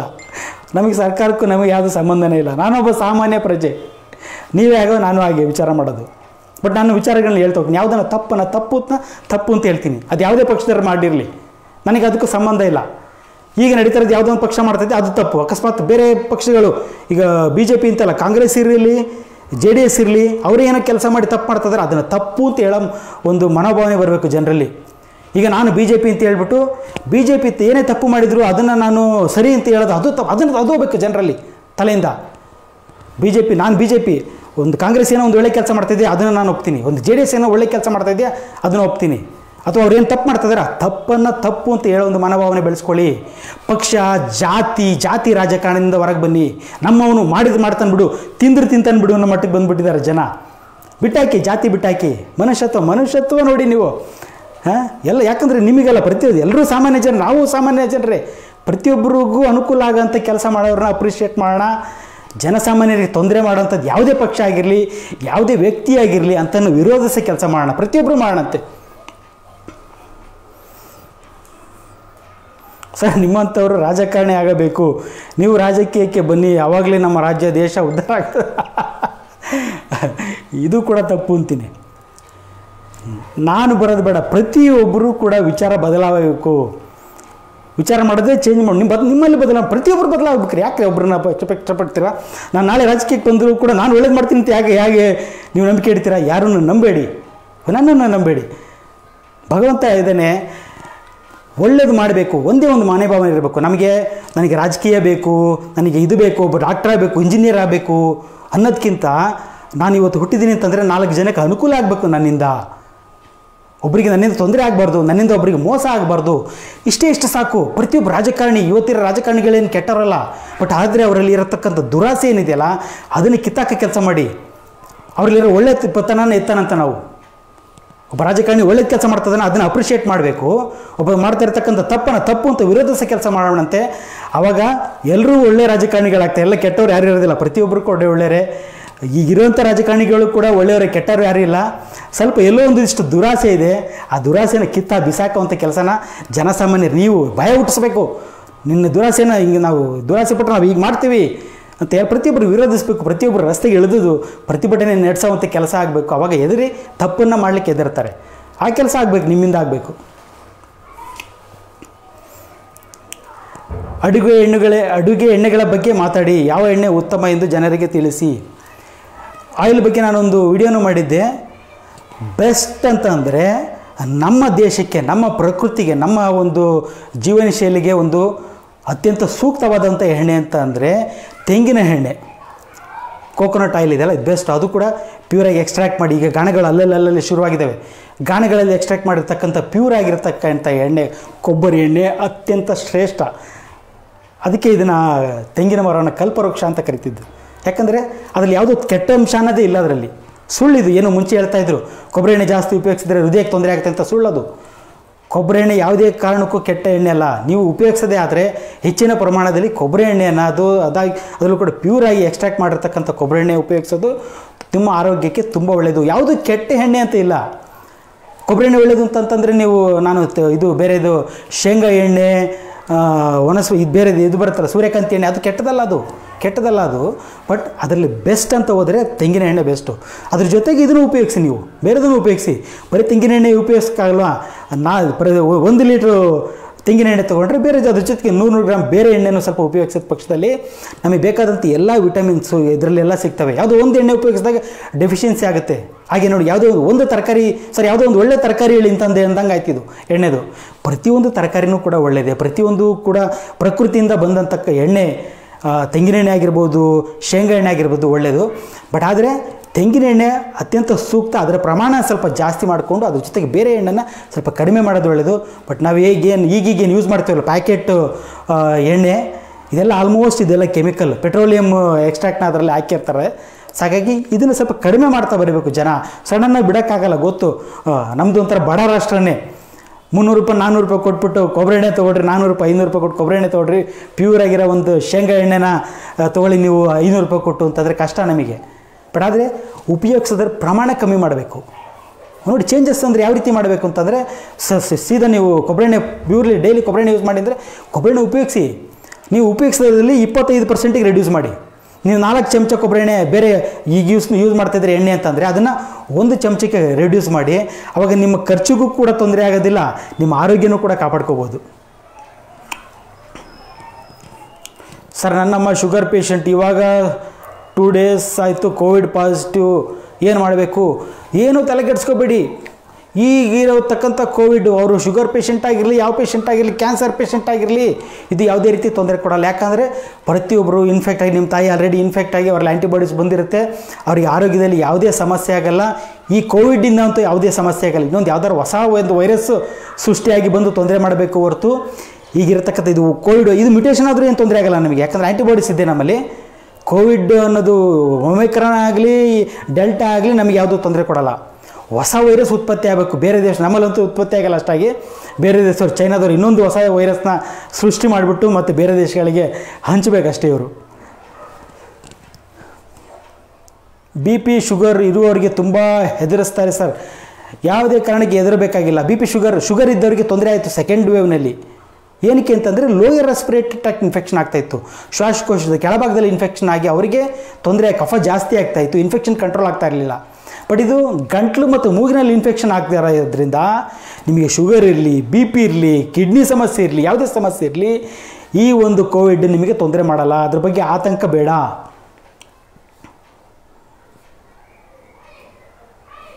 ಸರ್, ನೀವು ಹೇಳೋ ಥರ ಕೊರೋನಾ ಅನ್ನೋ ಮಾತನ್ನು ತಲೆಯಿಂದ ತೆಗೆದು ಹೊರಗೆ ಹಾಕಿದರೆ ಜೀವನ ಇಲ್ಲ ಅಂತಂದರೆ ಸಾವು ಖಚಿತ. ನಾನು ಹೇಳ್ತೀನಿ, ಈಗ ಮುಂಚೆನೇ ಹೇಳಿದ್ದೆ, ಈಗಲೂ ಹೇಳ್ತೀನಿ, ಕೊರೋನಾದಿಂದ ಯಾರೂ ಸತ್ತಿಲ್ಲ. ಸತ್ತಿರೋದ್ರಿಂದ ಕೊರೋನಾದ ಭಯವನ್ನು ಸೃಷ್ಟಿಯಾಗಿ ಸತ್ತೋದ್ರೆ. ನಾನು ಸುಮಾರು ಉದಾಹರಣೆಗಳಿದ್ದಾವೆ, ಹೇಳ್ತಾ ಹೋದ್ರೆ ತುಂಬಾ ಇದೆ. ಸ್ಯಾಚುರೇಷನ್ ಲೆವೆಲ್ ನಾರ್ಮಲಿ 98 ಸ್ಯಾಚುರೇಷನ್ ಇದ್ಬಿಟ್ಟು ಹಾಸ್ಪಿಟ್ಲಿಗೆ ಹೋದರು, ಕೋವಿಡ್ ಟೆಸ್ಟ್ ಮಾಡಿದ ಪಾಸಿಟಿವ್ ಅಂತಂತೇಳಿ ಭಯದಲ್ಲಿ ಅಡ್ಮಿಟ್ ಆಗಿಬಿಟ್ಟು 98 ಸ್ಯಾಚುರೇಷನ್ ಇದ್ದಂಥ ಪೇಷೆಂಟು ದೊಡ್ಡ ಕಾರ್ಪೊರೇಟ್ ಹಾಸ್ಪಿಟ್ಲಲ್ಲಿ ಡೆತ್ ಆಯಿತು ಪೇಷೆಂಟು 2 ದಿವಸದಲ್ಲಿ. ಏನು ಕಾರಣ? ಭಯ. ಸ್ಯಾಚುರೇಷನ್ 98 ಇದೆ, ಏನು ತೊಂದರೆ ಇಲ್ಲ. ಸೊ ಕೆಮ್ಮು ಇಲ್ಲ, ಜ್ವರ ಇಲ್ಲ, ಎಂಥದ್ದಿಲ್ಲ. ನಿಮ್ಮದು ಪಾಸಿಟಿವ್ ಬಂತು ಅಂತ ಹೇಳೇ ಪೇಷಂಟ್ ಸತ್ತೋಗ್ಬಿಟ್ರು. ಇದರಿಂದನೇ ಪ್ರತಿಯೊಬ್ಬರು ಸತ್ತಿದ್ರು ಕೂಡ, ಯಾರು ಸತ್ತಿದ್ರು ಕೂಡ ಅದು ಕೊರೋನಾದಿಂದ ಅಲ್ಲ, ಕೊರೋನಾದ ಭಯದಿಂದ ಸತ್ತಿರೋದು ಅಂತ ನಾನು ಹೇಳ್ತೀನಿ. Sir, after second dose of Covid vaccination many people are complaining about back pain, diabetes variation etcetera. Correctly update about this. ತುಂಬಾ ಇದ್ದಾವೆ, ತುಂಬ ಕಂಪ್ಲೇಂಟ್ಸ್ ಇದ್ದಾವೆ. ತಲೆನೋವು ಸರ್, ನನಗೆ ಯಾವತ್ತೂ ತಲೆನೋವು ಬರ್ತಾ ಇರಲಿಲ್ಲ. ವ್ಯಾಕ್ಸಿನೇಷನ್ ತೊಗೊಂಡಾದಮೇಲೆ, ಅದು 2ನೇ ಡೋಸ್ ಆದಮೇಲೆ ತಲೆ ಭಾರ, ತಲೆನೋವು, ಕೈಕಾಲು ಸೋಲು ಬರೋದು, ಕಾಲು ನೋವು, ಭುಜ ನೋವು, ತಲೆ ಸುತ್ತು ಬರೋದು, ಸುಮಾರು ಕಂಪ್ಲೇಂಟ್ಸ್ ಇದ್ದಾವೆ, ಇಲ್ಲ ಅಂತಲ್ಲ. ನಾನು ಹೇಳ್ತೀನಿ ನೋಡಿ, ಯಾವುದೇ ಒಂದು ವ್ಯಾಕ್ಸಿನ್ ಅನ್ನೋದು ಸೇಫ್ ಅಲ್ಲ, 100% ಸೇಫ್ ಅಲ್ಲ, ಸುಳ್ಳದು. ಅವ್ರು ಆ ರೀತಿ ಕ್ಲೇಮ್ ಮಾಡಿ ಒಂದು ರೈಟಿಂಗಲ್ಲಿ ಕೊಡಲಿ ನೋಡೋಣಂತೆ, ನಾವು ಕೇಸ್ ಹಾಕ್ಬೋದು ಅವ್ರ ಮೇಲೆ. ಯಾವುದೇ ಒಂದು ವ್ಯಾಕ್ಸಿನ್ ಕೂಡ ಸೇಫ್ ಅಲ್ಲ, ಯಾವುದೇ ಒಂದು ವ್ಯಾಕ್ಸಿನ್ ಕೂಡ 100% ಎಫೆಕ್ಟಿವ್ನು ಕೂಡ ಇರಲ್ಲ. ನೋಡಿ, ವ್ಯಾಕ್ಸಿನೇಟ್ ಆದರಲ್ಲೇ ಇವತ್ತಿನ ಪರಿಸ್ಥಿತಿ ಇಲ್ಲ, ವ್ಯಾಕ್ಸಿನೇಟ್ ಆದರಲ್ಲೇ ಇನ್ಫೆಕ್ಷನ್ ಜಾಸ್ತಿ. ಇವತ್ತು ಬೇಕಿದ್ರೆ ತೆಗ್ಸಿ ನೋಡಿ ಗೌರ್ಮೆಂಟಿಂದ ಸ್ಟ್ಯಾಟಿಸ್ಟಿಕ್ಸ್ನ. ಈ ಪಾಸಿಟಿವ್ ಅಂತ ಏನು ತೋರಿಸ್ತಾ ಇದಾರಲ್ಲ, ಈ 40,000 ಪಾಸಿಟಿವ್ ಇದೆ ಕರ್ನಾಟಕದಲ್ಲಿ ಇವತ್ತು ಅಂತಂದರೆ 98% ಹೇಳ್ತೀನಿ, 98% ಇದ್ದರೆಲ್ಲ ಆಲ್ಮೋಸ್ಟ್ ಎಲ್ಲ ವ್ಯಾಕ್ಸಿನೇಟೆಡ್. ಅವರು ವ್ಯಾಕ್ಸಿನೇಟ್ ತೊಗೊಂಡಾರಲ್ಲೇ ಟೆಸ್ಟಿಂಗ್ ಪಾಸಿಟಿವ್. ಹಾಗಾಗ್ತಾಯಿದೆ. ಹಾಗಾಗಿ ಈ ಸುಮಾರು 110 ಥರ ಸಮಸ್ಯೆಗಳಿಂದ ಬರ್ತಾ ಇದ್ದಾರೆ, ನಮ್ಮ ಕ್ಲಿನಿಕ್ಕಿಗೆ ಬರ್ತಾರೆ.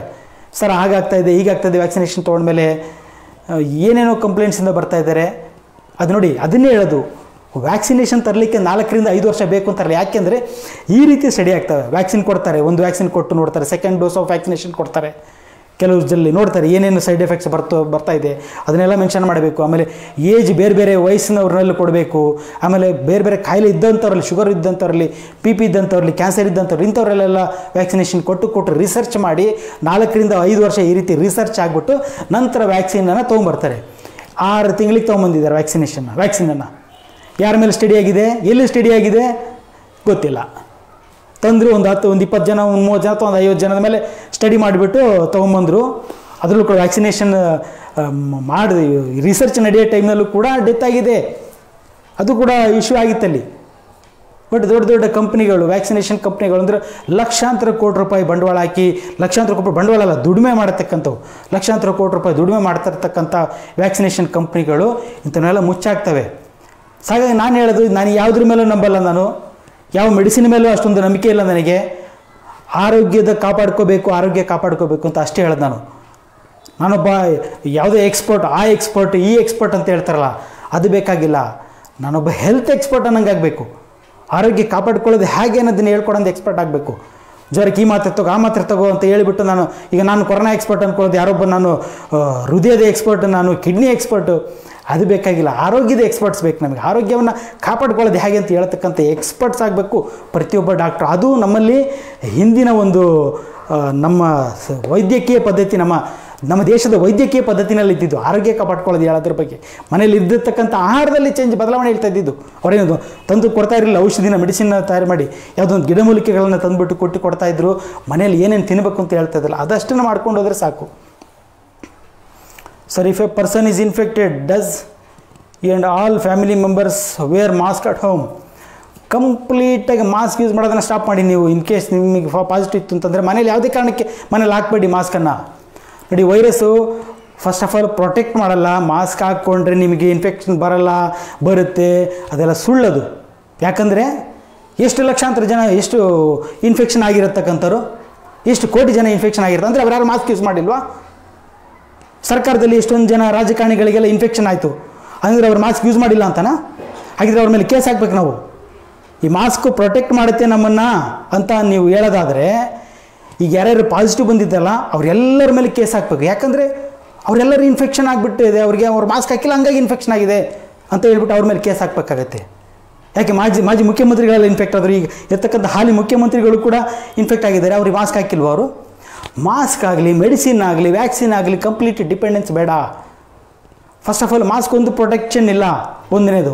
ಎರಡನೇದಾಗಿ ಮಾಸ್ಕ್ ಯೂಸ್ ಮಾಡೋದ್ರಿಂದ ಏನಾಗುತ್ತೆ, ನಿಮಗೆ ಉಸಿರಾಟಕ್ಕೆ ತೊಂದರೆ ಆಗುತ್ತೆ, ಸ್ಯಾಚುರೇಷನ್ ಲೆವೆಲ್ ಕಮ್ಮಿ ಆಗೋ ಸಾಧ್ಯತೆಗಳಿರುತ್ತೆ. ಸುಮಾರು ನಾನು ಮಾಡಿ ವಿಡಿಯೋ ಮಾಡಿ ಕೂಡ ಇಟ್ಕೊಂಡಿದ್ದೇನೆ ಅದನ್ನು. ಮಾಸ್ಕ್ ಹಾಕೊಂಡಾಗ ಸ್ಯಾಚುರೇಷನ್ ಕಡಿಮೆ ಇರ್ತಿತ್ತು, ಮಾಸ್ಕ್ ಬಿಚ್ಚಿಸಿ ಒಂದು 5 ನಿಮಿಷ ಸುಮ್ಮನೆ ಮಾತಾಡಿಸಿ ಆಮೇಲೆ ಚೆಕ್ ಮಾಡಿದರೆ ಸ್ಯಾಚುರೇಷನ್ ಲೆವೆಲ್ ಜಾಸ್ತಿ ಇರ್ತಿತ್ತು. Mask itself reduces your saturation level. ಮಾಸ್ಕಿನ ಒಂದು ಅವಶ್ಯಕತೆ ಏನಿಲ್ಲ. ಹೊರಗಡೆ ಹೋದಾಗ ಬೇಗ ಹಾಕ್ಕೊಳ್ಳಿ ಅಂತೇಳಿ ಬಿಲ್ ಹಿಡ್ಕೊಂಡು ನಿಂತಿರ್ತಾರೆ. ಅಲ್ಲಿ ಹೋದಾಗ ಹಾಕ್ಕೊಳ್ಳಿ. ಅಕಸ್ಮಾತ್ ನಿಮಗೆ ಕೆಮ್ಮು ನೆಗಡಿ ಜ್ವರ ಇತ್ತಾ ಅಂತ ಟೈಮಲ್ಲಿ ಹೊರಗಡೆನೂ ಹೋಗಬೇಡಿ, ಮನೇಲಿ ಇದ್ಬಿಟ್ಟು ಆರಾಮಾಗಿ ಆರೈಕೆ ಮಾಡ್ಕೊಳ್ಳಿ ನೀವು. ಆಮೇಲೆ ಮನೇಲಿ ಯಾರಿಗೊಬ್ರಿಗೆ ಇನ್ಫೆಕ್ಷನ್ ಆಗಿದೆ ಅಂತ ಮಾಸ್ಕನ್ನು ಹಾಕಬೇಡಿ. ಈಗ ಇನ್ನೊಂದು ಏನು ಪ್ರಾಬ್ಲಮ್ ಅಂತಂದರೆ, ಮಾಸ್ಕ್ ಹಾಕಿದ್ರೆ ಏನಾಗುತ್ತೆ, ವೈರಸ್ಸು ಹೊರಗೆ ಬರಲ್ಲ. ವೈರಸ್ ಹೊರಗೆ ಹೋಗಲ್ಲ ಅಂತಂದಾಗ, ನಮ್ಮ ದೇಹದಿಂದ ವೈರಸ್ ಹೊರಗೆ ಹೋಗಲ್ಲ ಅಂತಂದಾಗ, ನಾನು ಮಾಸ್ಕ್ ಹಾಕ್ಕೊಂಡಿದ್ದೀನಿ ಅಂತಂದರೆ ನನ್ನ ದೇಹದಿಂದ ವೈರಸ್ ಹೊರಗಡೆ ಹೋಗಲ್ಲ. ಇಲ್ಲ ಹೋಗ್ಬಿಡ್ತದೆ. ವಾಟ್ಸಪ್ ಕಾಲ್ ಮಾಡಿದ್ದಾರೆ ಅನ್ಸುತ್ತೆ. ಇಲ್ಲಿ ಬಿಟ್ಟು ಹಿಂಗೆ ಮಾಸ್ಕನ್ನು ನಾನು ಹಾಕ್ಕೊಂಡಿದ್ರೆ ನನ್ನ ದೇಹದಿಂದ ವೈರಸ್ ಹೊರಗಡೆ ಹೋಗಲ್ಲ. ವೈರಸ್ ಎಲ್ಲಿ ಸಾಯುತ್ತೆ? ಇದು ವೈರಸ್ ನಮ್ಮ ದೇಹದೊಳಗೆ ಸಾಯೋದು ಚಾನ್ಸಸ್ ಕಮ್ಮಿ. ನಮ್ಮ ದೇಹದಲ್ಲಿ ಸೆಲ್ಸಲ್ಲಿದ್ದಾಗ ಮಲ್ಟಿಪ್ಲೈ ಆಗುತ್ತೆ. ಒಂದಿರೋದು 2, 2 ಇರೋದು 4 ರೀತಿ ಮಲ್ಟಿಪ್ಲೈ ಆಗುತ್ತೆ. ಇದಕ್ಕೆ ವೈರಸ್ಸಿಗೆ ಜೀವ ಬರೋದು ಅಥವಾ ಜೀವ ಕಂಟಿನ್ಯೂ ಆಗೋದು ಯಾವುದರಲ್ಲಿ ಅಂದರೆ ನಮ್ಮ ದೇಹದಲ್ಲಿ. ಅದೇ ನಾನು ಉಸಿರು ಬಿಟ್ಟು ಹೊರಗಡೆ ಬಿಟ್ಟಾಗ ಹೊರಗಡೆ ಬಂದಂಥ ವೈರಸ್ಸು ಕೆಲವೇ ಸೆಕೆಂಡ್ಗಳಲ್ಲಿ ಸತ್ತೋಗುತ್ತೆ ಅದು. ಹಾಗಾಗಿ ನೀವು ಮಾಸ್ಕನ್ನು ತೆಗೆದ್ರೆ ನಿಮ್ಮ ದೇಹದಲ್ಲಿ ಉತ್ಪತ್ತಿ ಆಗ್ತಕ್ಕಂಥ ವೈರಸ್ಸಲ್ಲಿ ಹೊರಗಡೆ ಹೋಗಿ ಸಾಯ್ತಾ ಇರ್ತತೆ. ನೀವು ಮಾಸ್ಕ್ ಹಾಕ್ಕೊಂಡು ವೈರಸ್ನ ಹೊರಗೆ ಹಾಕಲಿಲ್ಲ, ಒಳಗಡೆ ಇಟ್ಕೊಂಡ್ರೆ ನಿಮ್ಮ ದೇಹದಲ್ಲಿ ವೈರಸ್ ಬೆಳೀತಾ ಹೋಗುತ್ತೆ. ಒಂದಿದ್ದು 4 ಲಕ್ಷ ಬಿಲಿಯನ್ಸ್ನಲ್ಲಿ ಮಲ್ಟಿಪ್ಲೈ ಆಗ್ತಾ ಹೋಗುತ್ತೆ, ನಿಮಗೆ ತೊಂದರೆ ಮಾಡುತ್ತೆ. ಹಾಗಾಗಿ ಫ್ರೀಯಾಗಿ ಉಸಿರಾಡಬೇಕು, ಒಳ್ಳೆ ಗಾಳಿನ ಉಸಿರಾಡಬೇಕು, ಕಿಟಕಿ ಎಲ್ಲ ಓಪನ್ ಇಡಬೇಕು. ಮಾಸ್ಕ್ ಹಾಕಬಾರ್ದು. ಇದೇ ಕಾನ್ಸೆಪ್ಟ್, ಮಾಸ್ಕ್ ಹಾಕಬಾರ್ದು ಅಂತ ನಾನು ಹೇಳ್ತಾ ಇದ್ದೆ, ಮುಂಚೆಯಿಂದನೇ ಹೇಳ್ತಾ ಇದ್ದೆ ನಾನು. ಮಾಸ್ಕ್ ಯೂಸ್ ಇಲ್ಲ ಅಂತೇಳಿ. ಒಂದು ಮಾಸ್ಕ್ ಯೂಸ್ ಇಲ್ಲ, 100% ಪ್ರೊಟೆಕ್ಷನ್ ಇಲ್ಲ. ಎರಡನೇದಾಗಿ ರೋಗಿಗೆ ತೊಂದರೆ ಕೊಡುತ್ತೆ, ಉಸಿರಾಟಕ್ಕೆ ತೊಂದರೆ ಕೊಡುತ್ತೆ, ಸ್ಯಾಚುರೇಷನ್ ಲೆವೆಲ್ ಕಮ್ಮಿ ಮಾಡುತ್ತೆ. ವೈರಲ್ ಲೋಡು, ರೋಗಿಯಲ್ಲಿ ವೈರಲ್ ಲೋಡನ್ನು ಜಾಸ್ತಿ ಮಾಡಿ ಆರೋಗ್ಯಕ್ಕೆ ತೊಂದರೆ ಆಗುತ್ತೆ, ಡೆತ್ ಆಗಲಿಕ್ಕೆ ಕಾರಣ ಆಗುತ್ತೆ ಅಂತ ನಾನು ಮುಂಚೆಯಿಂದನೇ ಹೇಳ್ತಾ ಬರ್ತಾ ಇದ್ದೆ. ಹಾಗಾಗಿ ಇನ್ಫೆಕ್ಷನ್ ಇದೆಯಾ, ಪಾಸಿಟಿವ್ ಇದೆಯಾ, ನೆಗೆಟಿವ್ ಇದೆ ಬಿಟ್ಟಾಕಿದೆ, ತಲೆಯಿಂದ ಕಿತ್ತಿ ಬಿಸಾಕಿ. ಮಾಸ್ಕಿನ ಅವಶ್ಯಕತೆ ಮನೇಲಂತೂ ಇಲ್ಲ. Why so many deaths in second waves? We lost our dear ones. In many families lost 2 to 3 members. We didn't know what was the oximeter lung infection in second wave. We are very afraid of second wave. ಹೌದು, ನನ್ನ ಫ್ಯಾಮಿಲಿನೂ ಕೂಡ death ಆಗಿದೆ, ಇಲ್ಲ ಅಂತ ಹೇಳ್ತಿಲ್ಲ ನಾನು. ನಾನೇ ಕಣ್ಣಾರ ನೋಡಿದ್ದೀನಿ ಸಾವನ್ನು. ಬೇಸಿಕ್ ಕಾನ್ಸೆಪ್ಟ್ ನೀವು ತಲೆ ಇಟ್ಕೊಳ್ಳಿ. ಮೊದಲನೇ ಅಲೆ ಬಂತು, ವೈರಸ್ ಬಂದು ಇನ್ಫೆಕ್ಟ್ ಮಾಡ್ತಾ ಇತ್ತು. ಅಲ್ಲೊಬ್ರಿಗೆ ಇಲ್ಲೊಬ್ರಿಗೆ ಇನ್ಫೆಕ್ಷನ್ ಆಗ್ತಾ ಇತ್ತು. ಆರೋಗ್ಯದಲ್ಲಿ ಏರ್ಪೇರು ಇದ್ದಂಥವ್ರು, ಕಾಯಿಲೆ ಇದ್ದಂಥವ್ರು, ನೋಡಿ ವಯಸ್ಸಾದಂಥವ್ರು, ಮುಂಚೆನೇ ಕಾಯಿಲೆ ಇದ್ದಂಥವ್ರು, ಅಂಥವರಲ್ಲಿ ಸಾವಾಗ್ತಾ ಇತ್ತು. ಅಂದರೆ ಅವರಿಗೆ ಮುಂಚೆನೇ ತೊಂದರೆ ಇರ್ತಾಯಿತ್ತು, ಆರೋಗ್ಯದ ಸಮಸ್ಯೆ ಇರ್ತಾಯಿತ್ತು. ಅವರಲ್ಲಿ ವೈರಲ್ ಇನ್ಫೆಕ್ಷನ್, ಇದು ಅಂತಲ್ಲ ಯಾವುದೇ ಒಂದು ವೈರಲ್ ಇನ್ಫೆಕ್ಷನ್ ಆದರೂ ಅವರಲ್ಲಿ ಸಂಭವಿಸುವಂಥ ಸಾಧ್ಯತೆ ಇತ್ತು. ಇದು ಮೊದಲನೇ ಅಲೆ. ಅಂದರೆ ಇಲ್ಲೊಂದು ಕೇಸಸ್ ಬರ್ತಾ ಇದ್ದಿದ್ದು, ಇನ್ಫೆಕ್ಷನ್ ಆಗ್ತಾ ಇದ್ದಿದ್ದು ಮೊದಲನೇ ಅಲೆ. ಏನು ಮಾಡಿದ್ವಿ ನಾವು? ಸುಮ್ಮನೆ ಇರಲಾರ್ದಲ್ಲೇ ಆ್ಯಂಟಿಬಯೋಟಿಕ್ಸ್ ಕೊಟ್ವಿ, ಆ್ಯಂಟಿವೈರಲ್ ಡ್ರಗ್ ಕೊಟ್ವಿ, ಆ್ಯಂಟಿಪ್ರೋಟೋಜೋಲ್ ಡ್ರಗ್ ಕೊಟ್ವಿ.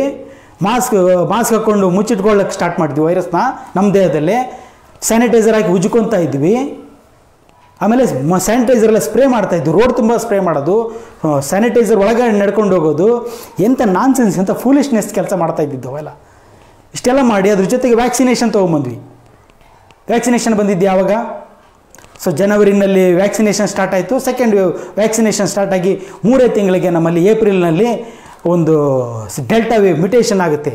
ಮ್ಯೂಟೇಷನ್ಗೆ ಕಾರಣನೇ ನಾವು ತಂದು ಕೊಡ್ತಕ್ಕಂಥ ಮೆಡಿಸಿನ್, ನಾವು ಕೊಡ್ತಕ್ಕಂಥ ವ್ಯಾಕ್ಸಿನೇಷನ್ನಿಂದ ಮ್ಯೂಟೇಷನ್ ಆಗಿಬಿಟ್ಟು ಮ್ಯೂಟೇಷನ್ ಆಗಿ ವೇರಿಯೇಷನ್ ಬಂತು, ನಮ್ಮಲ್ಲಿ ರೂಪಾಂತರಿ ಬಂತು. ರೂಪಾಂತರಿ ಏನಾಗಿ ಬರುತ್ತೆ ಹೇಳಿ? ಪ್ರತಿ ಸಲ ಒಂದು ಸಲ ಮ್ಯೂಟೇಷನ್ ಆಯಿತು ಅಂದರೆ ಸ್ಟ್ರಾಂಗ್ ಆಗುತ್ತೆ, ವೀಕ್ ಆಗಲ್ಲ. ಮೊದಲನೇ ಅಲೆ ಇದ್ದಿದ್ದು ಸಿಂಪಲ್ ವೈರಸ್ ಇತ್ತು, ಅದು ಮ್ಯೂಟೇಷನ್ ಆಗಿ ಸ್ಟ್ರಾಂಗ್ ವೈರಸ್ ಆಗಿ ಬಂತು. ಯಾಕೆ? ನಾವು ವ್ಯಾಕ್ಸಿನ್ ಕೊಟ್ಟು, ನಾವು ಮೆಡಿಸಿನ್ ಕೊಟ್ಟು ಸ್ಟ್ರಾಂಗ್ ಆಯ್ತದು. But at the same time ನಾವೆಲ್ಲ ಎಕ್ಸ್ಪೋಸ್ ಆಗಿಲ್ಲ, ನಾವೆಲ್ಲ ಇನ್ಫೆಕ್ಟ್ ಆಗಿಲ್ಲ, ನಮ್ಮಲ್ಲಿ ಆ್ಯಂಟಿಬಾಡೀಸ್ ಬಂದಿಲ್ಲ. ಸ್ಟ್ರಾಂಗ್ ಆಗಿರೋ ವೈರಸ್ ಬಂದು ನನಗೆ ಇನ್ಫೆಕ್ಟ್ ಆಯಿತು, ನನ್ನಲ್ಲಿ ಡೆತ್ ಆಯಿತು. ಮೊದಲನೇ ಅಲೆ ವೈರಸ್ಸು ಸಿಂಪಲ್ ಇತ್ತು, ನಾವು ಅದನ್ನು ಮ್ಯೂಟೇಷನ್ ಮಾಡಿಬಿಟ್ಟು ವ್ಯಾಕ್ಸಿನೇಷನ್ ಕೊಟ್ಟು ಮೆಡಿಸಿನನ್ನು ಕೊಟ್ಟು ಅದಕ್ಕೆ ಮ್ಯೂಟೇಷನ್ ಆಗಲಿಕ್ಕೆ ನಾವು ಕಾರಣ ಆಗಿಬಿಟ್ಟು ಒಂದು ಡೇಂಜರಸ್ ವೈರಸ್ ಅಂದರೆ ಡೆಲ್ಟಾ ವೈರಸ್ ಬಂತು. ಈ ಡೆಲ್ಟಾ ವೈರಸ್ ಬಂತು ಸೆಕೆಂಡ್ ವೇವ್ನಲ್ಲಿ, ಬಟ್ ನನಗೆ ಎಕ್ಸ್ಪೋಸ್ ಆಗಿಲ್ಲ, ನನ್ನಲ್ಲಿ ಆ್ಯಂಟಿಬಾಡೀಸ್ ಇಲ್ಲ ಅಂತ ಅಂದ್ಕೊಳ್ಳಿ. ಹಾಗಾಗಿ ಡೆತ್ಸ್ ಆಗಲಿಕ್ಕೆ ಒಂದು ಚಾನ್ಸ್ ಸಿಗ್ತದೆ. ಬಟ್ ಈಗ 3ನೇ ಅಲೆಯಲ್ಲಿ ಆ ಸಾಧ್ಯತೆ ಇಲ್ಲ. ಯಾಕೆ ಹೇಳಿ? ಸೆಕೆಂಡ್ ವೇವ್ನಲ್ಲಿ 2ನೇ ಅಲೆಯಲ್ಲಿ ಪ್ರತಿಯೊಬ್ಬರು ಕೂಡ ಇನ್ಫೆಕ್ಟ್ ಆಗಿದ್ದಾರೆ, ಪ್ರತಿಯೊಬ್ಬರಲ್ಲೂ ಕೂಡ ಆ್ಯಂಟಿಬಾಡೀಸ್ ಬಂದಿದೆ. ಈ ಒಂದು ಕೊರೋನಾ ಅನ್ನೋದು ಇನ್ನೂ ಸ್ಟ್ರಾಂಗ್ ಆಗಿ ಬಂದಿದೆ. Omicron is not simple form. ನಾನು ಹೇಳ್ತೀನಿ ಸಿಂಪಲ್ ಫಾರ್ಮ್ ಅಂತ ನಾನು ಹೇಳ್ತೀನಿ. ಅದು ಸಿಂಪಲ್ ಯಾಕೆ ಕಾಣ್ತಾ ಇದೆ ಅಂತಂದರೆ ನಮ್ಮಲ್ಲಿ ಪ್ರತಿಯೊಬ್ಬರಲ್ಲಿ ಆ್ಯಂಟಿಬಾಡೀಸ್ ಬಂದು ನಮ್ಮಲ್ಲಿ ಸ್ಟ್ರೆಂತ್ ಬಂದಿದೆ. ಹಾಗಾಗಿ ಈ ಒಂದು ಒಮಿಕ್ರಾನ್ ಅನ್ನೋದು ವೀಕ್ ಕಾಣ್ತಾ ಇದೆ. ಅಕಸ್ಮಾತ್ ಸೆಕೆಂಡ್ ವೇವ್ನಲ್ಲೂ ಕೂಡ ಯಾರೂ ಎಕ್ಸ್ಪೋಸ್ ಆಗಿರಲಿಲ್ಲ, ಯಾರಿಗೂ ಜಾಸ್ತಿ ಜನದಲ್ಲಿ ಇನ್ಫೆಕ್ಷನ್ ಆಗಿರಲಿಲ್ಲ ಅಂತಂದರೆ ಥರ್ಡ್ ವೇವು ಇನ್ನೂ ಭಯಾನಕವಾಗಿರ್ತಾ ಇತ್ತು. ನಾವೀಗೇನು ನೋಡ್ತಿದ್ವಿ ಒಮೆಕ್ರಾನು ತುಂಬಾ ಭಯಾನಕವಾಗಿರಬೇಕಾಗಿತ್ತು. ಯಾಕಂದರೆ ಇನ್ನೂ ಸ್ಟ್ರಾಂಗ್ ಅದು ಮ್ಯುಟೇಷನ್ ಆಗಿರೋದಂದ್ರೆ ಸ್ಟ್ರಾಂಗ್ ಆಗೇ ಬರೋದು, ಅದು ಇನ್ನೂ ಸ್ಟ್ರಾಂಗಾಗಿ ಬಂದಿರುತ್ತೆ. ಬಟ್ ಸ್ಟ್ರಾಂಗ್ ಆಗಿ ಬಂದರೂ ಕೂಡ ಸೆಕೆಂಡ್ ವೇವ್ನಲ್ಲಿ ಪ್ರತಿಯೊಬ್ಬರು ಇನ್ಫೆಕ್ಟ್ ಆಗಿ ನಾವು ಆ್ಯಂಟಿಬಾಡೀಸ್ ಬೆಳೆಸ್ಕೊಂಡಿರೋದ್ರಿಂದ ಈ ಥರ್ಡ್ ವೇವ್ನಲ್ಲಿ ಏನೂ ತೊಂದರೆ ಆಗ್ತಾಯಿಲ್ಲ. ಏನಿದು ಸಮಸ್ಯೆ ಇದೆ?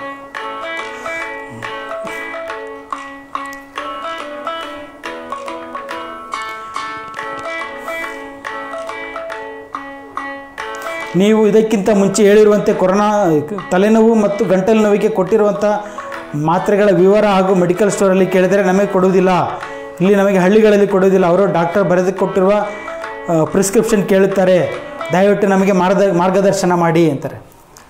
ಇವೆಲ್ಲ ಬೇಸಿಕ್ ಮೆಡಿಸಿನ್ಸ್. ನಾವು ಹೇಳಿರೋದೇನು ಲೀಸ್ಟ್ ಆಫ್ ಮೆಡಿಸಿನ್ಸ್ ಅಂತ ನಾವು ಕಳಿಸಿದ್ದೀವಲ್ಲ, ಜಸ್ಟ್ ಬೇಸಿಕ್ ಮೆಡಿಸಿನ್ಸು. ಅದಕ್ಕೆಲ್ಲ ಏನು ಪ್ರಿಸ್ಕ್ರಿಪ್ಷನ್ ದಯವಿಟ್ಟು ನಾನು ರಿಕ್ವೆಸ್ಟ್ ಮೆಡಿಕಲ್ ಸ್ಟೋರ್ಗಳಲ್ಲಿ ರಿಕ್ವೆಸ್ಟು, ನೀವು ಪ್ರಿಸ್ಕ್ರಿಪ್ಷನ್ ಬೇಕು ಅಂತೀರಾ, ಪ್ರಿಸ್ಕ್ರಿಪ್ಷನ್ಗೆ ಅಂತೇಳಿ ಈ ಪೇಷಂಟ್ಸು ಕ್ಲಿನಿಕ್ಕಿಗೆ ಡಾಕ್ಟ್ರ್ ಹತ್ರ ಹೋಗಿ ಕನ್ಸಲ್ಟ್ ಮಾಡಿದ್ರೆ ಏನು ಹೇಳ್ತಾರೆ?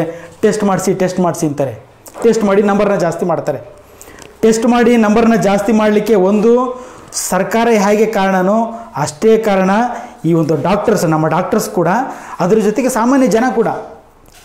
ಸರ್ಕಾರ ಹಿಡಿದು ಟೆಸ್ಟ್ ಮಾಡುತ್ತೆ, ಸರಿ. ಒಂದು ಎರಡನೇದಾಗಿ ಡಾಕ್ಟರ್ಸ್ ನಮ್ಮ ಕ್ಲಿನಿಕ್ಕಿಗೆ ಬಂದರನ್ನೆಲ್ಲ ಹೋಗಿ ಟೆಸ್ಟ್ ಮಾಡಿಸ್ಕೊಂಬನ್ನಿ, ಜ್ವರ ಇದೆಯಾ ಹೋಗಿ ಫಸ್ಟ್ ಟೆಸ್ಟ್ ಮಾಡಿಸ್ಬಿಡಿ ಅಂತಾರೆ. ಅದರಿಂದ ಅವರಿಗೆ ಅನುಕೂಲ ಇದೆ ಗೊತ್ತು, ಅದರಿಂದ ಹಾಗೆ ಟೆಸ್ಟ್ ಮಾಡಿಸಿ ಅಂತಾರೆ. ಎರಡನೇದು. ಮೂರನೇದು, ಜನಸಾಮಾನ್ಯರು ದಡ್ಡತನೂ ಕೂಡ ಈ ಒಂದು ಕೇಸ್ ಜಾಸ್ತಿ ಆಗಲಿಕ್ಕೆ, ನನಗೆ ತೊಂದರೆ ಆಗ್ತಾಯಿದೆಯಾ, ನನಗೆ ಜ್ವರ ಇದೆಯಾ ಹೇಳಿ ಸಿಂಪ್ಟಮ್ಯಾಟಿಕ್ ಟ್ರೀಟ್ಮೆಂಟ್ ತೊಗೊಂಡು ಮನೇಲಿ ಇದ್ಬಿಟ್ಟು ಸಾಕು, ಟೆಸ್ಟಿಂಗ್ ಯಾಕೆ ಹೋಗ್ತೀರಾ? ಟೆಸ್ಟನ್ನು ಜಾಸ್ತಿ ಮಾಡೋದಕ್ಕೆ ಕಾರಣ ಒಂದು ಸರ್ಕಾರ, ಎರಡನೇದಾಗಿ ಡಾಕ್ಟರ್ಸ್, ಮೂರನೇದಾಗಿ ಸಾಮಾನ್ಯ ಜನ, ಎಲ್ಲರೂ ಪ್ರತಿಯೊಬ್ಬರು ಕಾರಣ ಇವತ್ತು ಟೆಸ್ಟಿಂಗ್ ಜಾಸ್ತಿಯಾಗಿ ಕೇಸಸ್ ಜಾಸ್ತಿ ಆಗಲಿಕ್ಕೆ.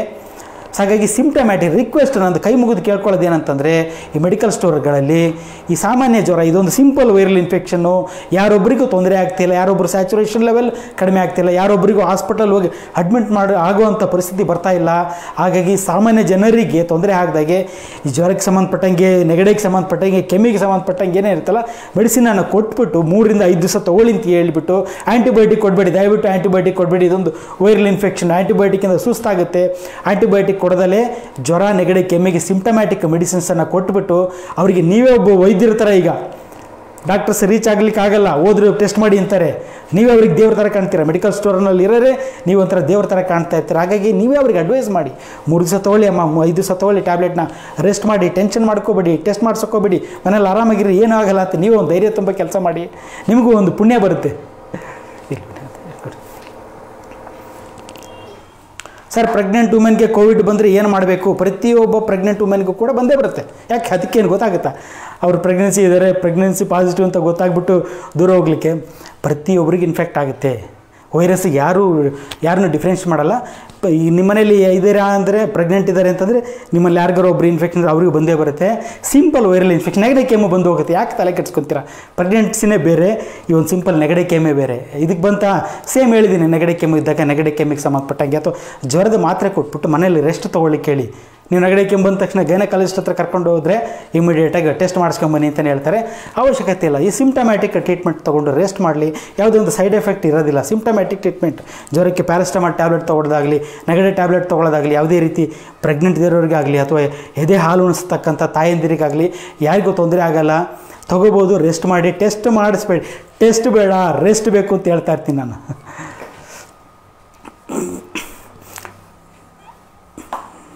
ಮಕ್ಕಳಿಗೆ ಮೆಡಿಸಿನ್ ಯಾವ ಡೋಸ್ಲಿ ಕೊಡಬೇಕು? 1 ರಿಂದ 5 ವರ್ಷದ ಒಳಗಿನ ಮಕ್ಕಳ ಔಷಧಿ ಮತ್ತು ಪ್ರಮಾಣಾವಧಿ ತಿಳಿಸಿ ಕೊಡಿ ಸರ್ ದಯವಿಟ್ಟು. ಅದೊಂದು ನಾವು ಲೀಸ್ಟಲ್ಲಿ ಮೆನ್ಷನ್ ಮಾಡಬೇಕಾಗಿತ್ತು. ಬಟ್ ಬೇಸಿಕ್ ಥಿಂಗ್ಸ್, ಈಗ ನೋಡಿ ನೆಗಡಿ ಇದ್ದಾಗ ನೆಗಡಿ ಸಿರಪ್ ಹಾಕ್ತಾ ಇರ್ತೀರ, ಗೊತ್ತಿದೆ. ಜ್ವರ ಇದ್ದಾಗ ಜ್ವರ ಸಿರಪ್ ಹಾಕ್ತಾ ಇರ್ತೀರ. ಈಗ ನೀವು ನೆಗಡಿ ಜ್ವರ ಅಂತ ಮಕ್ಕಳನ್ನ ಕರ್ಕೊಂಡೋಗಿ ತೋರಿಸಿರ್ತೀರ ಹಾಸ್ಪಿಟ್ಲಲ್ಲಿ ತೋರಿಸಿದಾಗ ನೆಗಡಿಗೆ ಇದು ಕೊಡಿ, ಕೆಮ್ಮಿಗೆ ಇದು ಕೊಡಿ, ಜ್ವರಕ್ಕೆ ಇದು ಕೊಡಿ ಅಂತ ಕೊಟ್ಟಿರ್ತಾರೆ. ಆ್ಯಂಟಿಬಯೋಟಿಕ್ ಅಂದ್ಬಿಟ್ಟು ನಿಮ್ಮ ಡಾಕ್ಟ್ರು ಹಳೆ ಪ್ರಿಸ್ಕ್ರಿಪ್ಷನ್ ಇದೆಯಾ, ನಿಮ್ಮ ಮಗುಗೆ ಜ್ವರ ಬಂದಾಗ ಕೊಟ್ಟಿದ್ದ ಪ್ರಿಸ್ಕ್ರಿಪ್ಷನ್ ಪ್ಯಾರಾಸಿಟಮಾಲ್ ಕೊಟ್ಟಿರ್ತಾರೆ, ಡೋಲೋ ಸಿರಪೇ ಕೊಟ್ಟಿರ್ಬೋದು, ಕಾಲ್ಪಾಲ್ ಸಿರಪೇ ಕೊಟ್ಟಿರ್ಬೋದು, ಅದನ್ನೇ ಕಂಟಿನ್ಯೂ ಮಾಡಿ. ನೆಗಡಿ ಇದ್ದರೆ ಅದ್ರ ಜೊತೆಗೆ ನೆಗಡಿ ಸಿರಪ್ ಕೊಡಿ, ಕೆಮ್ಮಿದ್ರ ಜೊತೆ ಕೆಮ್ಮಿನ ಸಿರಪ್ ಕೊಡಿ. ಆ್ಯಂಟಿಬಯೋಟಿಕ್ ಅವಶ್ಯಕತೆ ಇರಲ್ಲ, ಆ್ಯಂಟಿಬಯೋಟಿಕ್ ಕೊಡಬೇಡಿ. ಕಡಿಮೆ ಆಗಲಿಲ್ಲ, 5 ದಿವಸಕ್ಕಿಂತ ಜಾಸ್ತಿ ಕಂಟಿನ್ಯೂ ಆಯಿತಾ, ಆವಾಗ ಡಾಕ್ಟ್ರನ್ನ ಹೋಗಿ ಕನ್ಸಲ್ಟ್ ಮಾಡಿ. 1 ದಿವಸಕ್ಕೆ ಮಗು ಜ್ವರ ಬಂತು ಅಂದ ತಕ್ಷಣ ಆತಂಕ, ಅಯ್ಯೋ ನನಗೇನಾದರೂ ಪರವಾಗಿಲ್ಲ, ಮಗುಗೆ ಕರ್ಕೊಂಡು ತೋರಿಸೋಣ, ಇನ್ನಷ್ಟು ಅಪಾಯ ಅದು. ಮಕ್ಕಳಿಗೆ ಓವರ್ ಮೆಡಿಕೇಷನ್ ಆಗುತ್ತೆ. ನೀವು ಕರ್ಕೊಂಡೋಗಿ ಮಕ್ಕಳಿಗೆ ಕರ್ಕೊಂಡೋಗ್ಬಿಟ್ರೆ ಟೆಸ್ಟ್ ಮಾಡಿಸಿದ್ದಾರೆ ಸುಮಾರು ಜನ. ಹಾಸ್ಪಿಟ್ಲಿಗೆ ಹೋಗ್ತಿದ್ದಾಗೆ ಮಗು ಅಂತ ನೋಡಿದಲ್ಲಿ ಇಲ್ಲ ಟೆಸ್ಟ್ ಮಾಡಿಸಿ ಅಂತ ಅಡ್ವೈಸ್ ಮಾಡಿಬಿಟ್ಟು ಮೆಡಿಸಿನ್ಸ್ ಕೊಟ್ಟು ತೊಂದರೆ ಆಗಿರೋದನ್ನು ನೋಡಿದ್ವಿ. ಹಾಗಾಗಿ ಮಕ್ಕಳಿಗೆ ಏನೂ ಆಗಲ್ಲ, 100% 200% ಮಕ್ಕಳಿಗೆ ಏನೇನೂ ತೊಂದರೆ ಆಗಿಲ್ಲ, ಆಗೋದಿಲ್ಲ. ಯಾಕಂದರೆ ಇಮ್ಯುನಿಟಿ ಲೆವೆಲ್ ಚೆನ್ನಾಗಿರುತ್ತೆ ಮಕ್ಕಳಲ್ಲಿ. ಹಾಗೆ ಮಕ್ಕಳ ಬಗ್ಗೆ ಆತಂಕ ಪಡೋದನ್ನು ಬಿಟ್ಬಿಟ್ಟು ನಿಮ್ಮ ಆರೋಗ್ಯ ಕಾಪಾಡ್ಕೊಳ್ಳೋದನ್ನು. ಆಮೇಲೆ ಮನೆಯಲ್ಲಿರ್ತಕ್ಕಂಥ ಹೆಣ್ಮಕ್ಳಿಗೆ ನಾನು ಹೇಳೋದು, ನಿಮ್ಮ ಮನೆಯಲ್ಲಿರತಕ್ಕಂಥ ಪ್ರತಿಯೊಬ್ಬರ ಆರೋಗ್ಯ ಕಾಪಾಡೋ ಶಕ್ತಿ ನಿಮಗಿಲ್ಲದೆ. ಏನು ಆಹಾರ ಪದ್ಧತಿನಲ್ಲಿ ಬದಲಾವಣೆ ಮಾಡಿ. ನೀವು ಕಿಚನ್ ಡಿಪಾರ್ಟ್ಮೆಂಟ್ ನಿಮ್ಮದೇ. ಏನು ನಿಮ್ಮ ಮನೆಯವರು ಏನು ತಿನ್ನಬೇಕು, ನಿಮ್ಮ ಮಕ್ಕಳು ಏನು ತಿನ್ನಬೇಕು ಅನ್ನೋ ಡಿಸೈಡ್ ಮಾಡೋದು ನೀವೇ.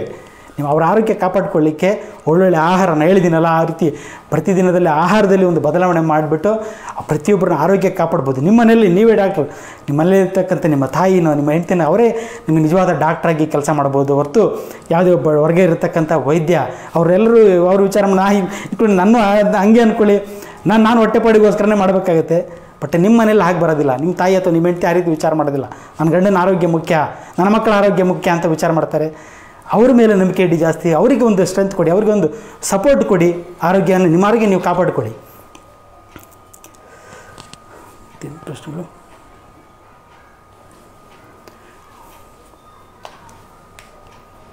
ಸರ್, ರಾಜಕೀಯ ಬಿಡಿ ಸರ್, ಅದೇನು ಹೇಳೋಕ್ಕೆ ಬಂದಿದ್ದೀರಾ? ರಾಜಕೀಯ ಅಂತ ಅಲ್ಲ, ನಾನು ರಾಜಕೀಯ ಹೇಳ್ಬೇಡಿ ಅಂತಾರೆ. ರಾಜಕೀಯ ಅಲ್ಲ ಹೇಳಿದ್ದು ನಾನು. ಪ್ರತಿಯೊಬ್ಬರು ವಿರೋಧಿಸೋ ಕೆಲಸ ಮಾಡಬೇಕು. ಏನು ತಪ್ಪು ನಡೀತಾ ಇದೆಯಲ್ಲ, ತಪ್ಪನ್ನು ವಿರೋಧಿಸೋ ಕೆಲಸ ಮಾಡೋಣ. ರಾಜಕೀಯ ವಿರೋಧಿಸಬೇಡಿ, ಪಕ್ಷನ ವಿರೋಧಿಸಬೇಡಿ. ನೀವು ನಡೀತಾರೆ ತಪ್ಪನ್ನು ವಿರೋಧಿಸೋ ಕೆಲಸ ಪ್ರತಿಯೊಬ್ಬರು ಮಾಡಿ ಅಂತ ಹೇಳಿದ್ದೆ ನಾನಷ್ಟೇ. ಕೆಲವರು ವ್ಯಾಕ್ಸಿನ್ ಡಿಟಾಕ್ಸ್ ಮಾಡಬಹುದು ಅಂತಾರೆ. ವ್ಯಾಕ್ಸಿನ್ ಡಿಟಾಕ್ಸ್ ಮೆಥಡ್ ಇದೆಯಾ ನಿಮ್ಮ ಅಭಿಪ್ರಾಯದಲ್ಲಿ? ಇಲ್ಲ, ವಿಷ ತೊಗೊಂಡಿದ್ದೀರಾ, ಅದು ಹೆಂಗೆ ಡಿಟಾಕ್ಸ್ ಮಾಡ್ತೀರಾ? ಅದೇ ಹೊರಗೆ ಹೋಗ್ತಾ ಇರ್ಬೇಕು. ಕ್ರಮೇಣವಾಗಿ ಕಡಿಮೆ ಆಗ್ತಾ ಬರುತ್ತೆ. ಅದರ ಎಫೆಕ್ಟ್ ಯಾವುದ್ರದ್ದು ಹೇಗೆ ಮೆಡಿಸಿನ್ ಅಂತ ಅಂದಾಗ ಅದರದ್ದು ಆಫ್ ಲೈಫ್ ಕಡಿಮೆ ಆಗ್ತಾ ಹೋಗುತ್ತೆ. ಅದ್ರ ಎಫೆಕ್ಟ್ ಎಕ್ಸ್ಕ್ರೀಟ್ ಆಗ್ತಾ ಹೋಗುತ್ತೆ. ನಮ್ಮ ದೇಹದಿಂದ ಕ್ರಮೇಣವಾಗಿ ಸ್ವಲ್ಪ ಪ್ರಮಾಣದಲ್ಲಿ ಹೊರಗಡೆ ಹೋಗ್ತಾ ಇರ್ತದೆ. ನಮ್ಮ ಆರೋಗ್ಯ ಇಂಪ್ರೂವ್ ಮಾಡ್ಕೊಂಡು, ಹೆಲ್ತ್ ಇಂಪ್ರೂವ್ ಮಾಡಿಕೊಂಡ್ರೆ ಬೇಗ ಹೋಗುತ್ತೆ ಅಷ್ಟೇ. ನಾನು ಹೇಳಿದಲ್ಲ, ಆಹಾರ ಪದ್ಧತಿನಲ್ಲಿ ಬದಲಾವಣೆ ಮಾಡಿಕೊಂಡು ನೀರನ್ನು ಸ್ವಲ್ಪ ಜಾಸ್ತಿ ಕುಡಿದು, ಎಕ್ಸಸೈಸ್ ಮಾಡಿ, ಯೋಗ ಮಾಡಿ, ಮೆಂಟಲ್ ಸ್ಟ್ರೆಸ್ಸನ್ನು ತೆಗೆದುಹಾಕಿ, ನಿಮ್ಮ ಬಾಡಿನಲ್ಲಿ ಇರತಕ್ಕಂಥ ಒಂದು ಮೆಡಿಸಿನ್, ಒಂದು ಪಾಯ್ಸನ್ ಏನಿದೆ ಅದೆಲ್ಲ ನಿಮ್ಮ ದೇಹದಿಂದ ಹೊರಗೆ ಹೋಗುತ್ತೆ. 6 ಗಂಟೆ ಆಯ್ತಾ? ಇದಿಷ್ಟು ಇವತ್ತಿಗೆ ಮಾಹಿತಿ. ಇನ್ನಷ್ಟು ನಿಮ್ಮಲ್ಲಿ ಏನಾದರೂ ಪ್ರಶ್ನೆಗಳು ಅಂತ ಇದ್ದರೆ ನಮ್ಮ ಫೇಸ್ಬುಕ್ ಪೇಜ್ನಲ್ಲಿ ಹಾಕಿ, ನೀವು ಅದಕ್ಕೆ ಆನ್ಸರ್ ಮಾಡ್ತೀವಿ. ಅದ್ರ ಜೊತೆಗೆ ಸುಮಾರು ಪ್ರಶ್ನೆಗಳು ಈ ಅಟ್ ಪ್ರೆಸೆಂಟ್ ಇರತಕ್ಕಂಥ ಪ್ರಶ್ನೆಗಳು. ಮಕ್ಕಳಿಗೆ ವ್ಯಾಕ್ಸಿನೇಷನ್ ಸ್ವಲ್ಪ ದಿವಸದ ಮಟ್ಟಿಗೆ ನಿಲ್ಲಿಸಿ, ತಾತ್ಕಾಲಿಕವಾಗಿ ನಿಲ್ಲಿಸಿ. ಅದ್ರ ಬಗ್ಗೆ ಸ್ವಲ್ಪ ಇನ್ಫಾರ್ಮೇಷನ್ ಕೊಡ್ತೀನಿ. ಮಕ್ಕಳಿಗೆ ವ್ಯಾಕ್ಸಿನೇಷನ್ ಬೇಕಾ ಬೇಡವಾ, ಮಾಡಿಸ್ಬೇಕು ಅನ್ನೋದಾದ್ರೆ ಯಾಕೆ ಮಾಡಿಸ್ಬೇಕು, ಬೇಡ ಅನ್ನೋದಾದ್ರೆ ಯಾಕೆ ಬೇಡ, ಇದಕ್ಕೆ ಉತ್ತರನೂ ಕೂಡ ನಾನು ಹುಡುಕಿ ನಿಮ್ಮ ಮುಂದೆ ತಂದು ಇಡ್ತೀನಿ. ಕೆಲವೇ ದಿನಗಳಲ್ಲಿ ಒಂದು ವಿಡಿಯೋ ಮಾಡಿಬಿಡ್ತೀನಿ. ಅಟ್ಲೀಸ್ಟ್ ಅಲ್ಲಿವರೆಗೂ ಆದರೆ ಈ ಮಕ್ಕಳಿಗೆ ವ್ಯಾಕ್ಸಿನೇಷನ್ ಮಾಡಿಸೋದನ್ನು ಸ್ವಲ್ಪ ಮಟ್ಟಿಗೆ ಅವಾಯ್ಡ್ ಮಾಡಿ. ಈಗ ಅಟ್ ಪ್ರೆಸೆಂಟ್ ಈಗಂತೂ ಇನ್ಫೆಕ್ಷನ್ ಎಲ್ಲ ಕಡೆ ಜಾಸ್ತಿ ಇದೆ. ನೀವು ವ್ಯಾಕ್ಸಿನೇಷನ್ ಮಾಡಿಸದೇ ಇರಿ, ನಿಮ್ಮ ಮಗು ಇನ್ಫೆಕ್ಷನ್ ಆಗುತ್ತೆ. ಬಂದಿದ್ದಾರೆ, ನೀವು ಬೆಳಿಗ್ಗೆ ಬಂದು ಪೇಷಂಟು, ಸರ್ ನಿನ್ನೆ ರಾತ್ರಿ ವ್ಯಾಕ್ಸಿನೇಷನ್ ಹಾಕ್ಸಿದ್ವಿ, ಇವತ್ತು ಬೆಳಿಗ್ಗೆ ಜ್ವರ ಸ್ಟಾರ್ಟ್ ಆಗಿದೆ, ಟೆಸ್ಟ್ ಮಾಡಿದ್ರೆ ಪಾಸಿಟಿವ್ ಅಂತ ಹೇಳ್ತಾರೆ. ಅಂದರೆ ನೀವು ವ್ಯಾಕ್ಸಿನೇಷನ್ ಹಾಕ್ಸದೇ ಇರಿ, ಮಗುಗೆ ಇನ್ಫೆಕ್ಟ್ ಆಗುತ್ತೆ. ಹಾಗಾಗಿ ಸ್ವಲ್ಪ ದಿವಸ ಮಟ್ಟಿಗೆ ಇದನ್ನು ನಿಲ್ಲಿಸಿ. ನಾನು ಇದ್ರ ಬಗ್ಗೆ ವಿವರವಾದ ಒಂದು ಮಾಹಿತಿಯನ್ನು ಕೊಡ್ತೇನೆ. ಎಲ್ರಿಗೂ ಒಳ್ಳೆಯದಾಗಲಿ. ಎಲ್ಲರೂ ತಮ್ಮ ಆರೋಗ್ಯನ ಕಾಪಾಡ್ಕೊಳ್ಳಿ, ನಗ್ತಾರಿ, ಖುಷಿಯಾಗಿರಿ. ನಮಸ್ಕಾರ. ಹೆಚ್ಚಿನ ವಿಡಿಯೋಗಳಿಗೆ ಪ್ರತಿಧ್ವನಿ ಯೂಟ್ಯೂಬ್ ಚಾನೆಲ್ ಸಬ್ಸ್ಕ್ರೈಬ್ ಮಾಡಿ, ಬೆಲ್ ಐಕಾನ್ ಕ್ಲಿಕ್ ಮಾಡಿ.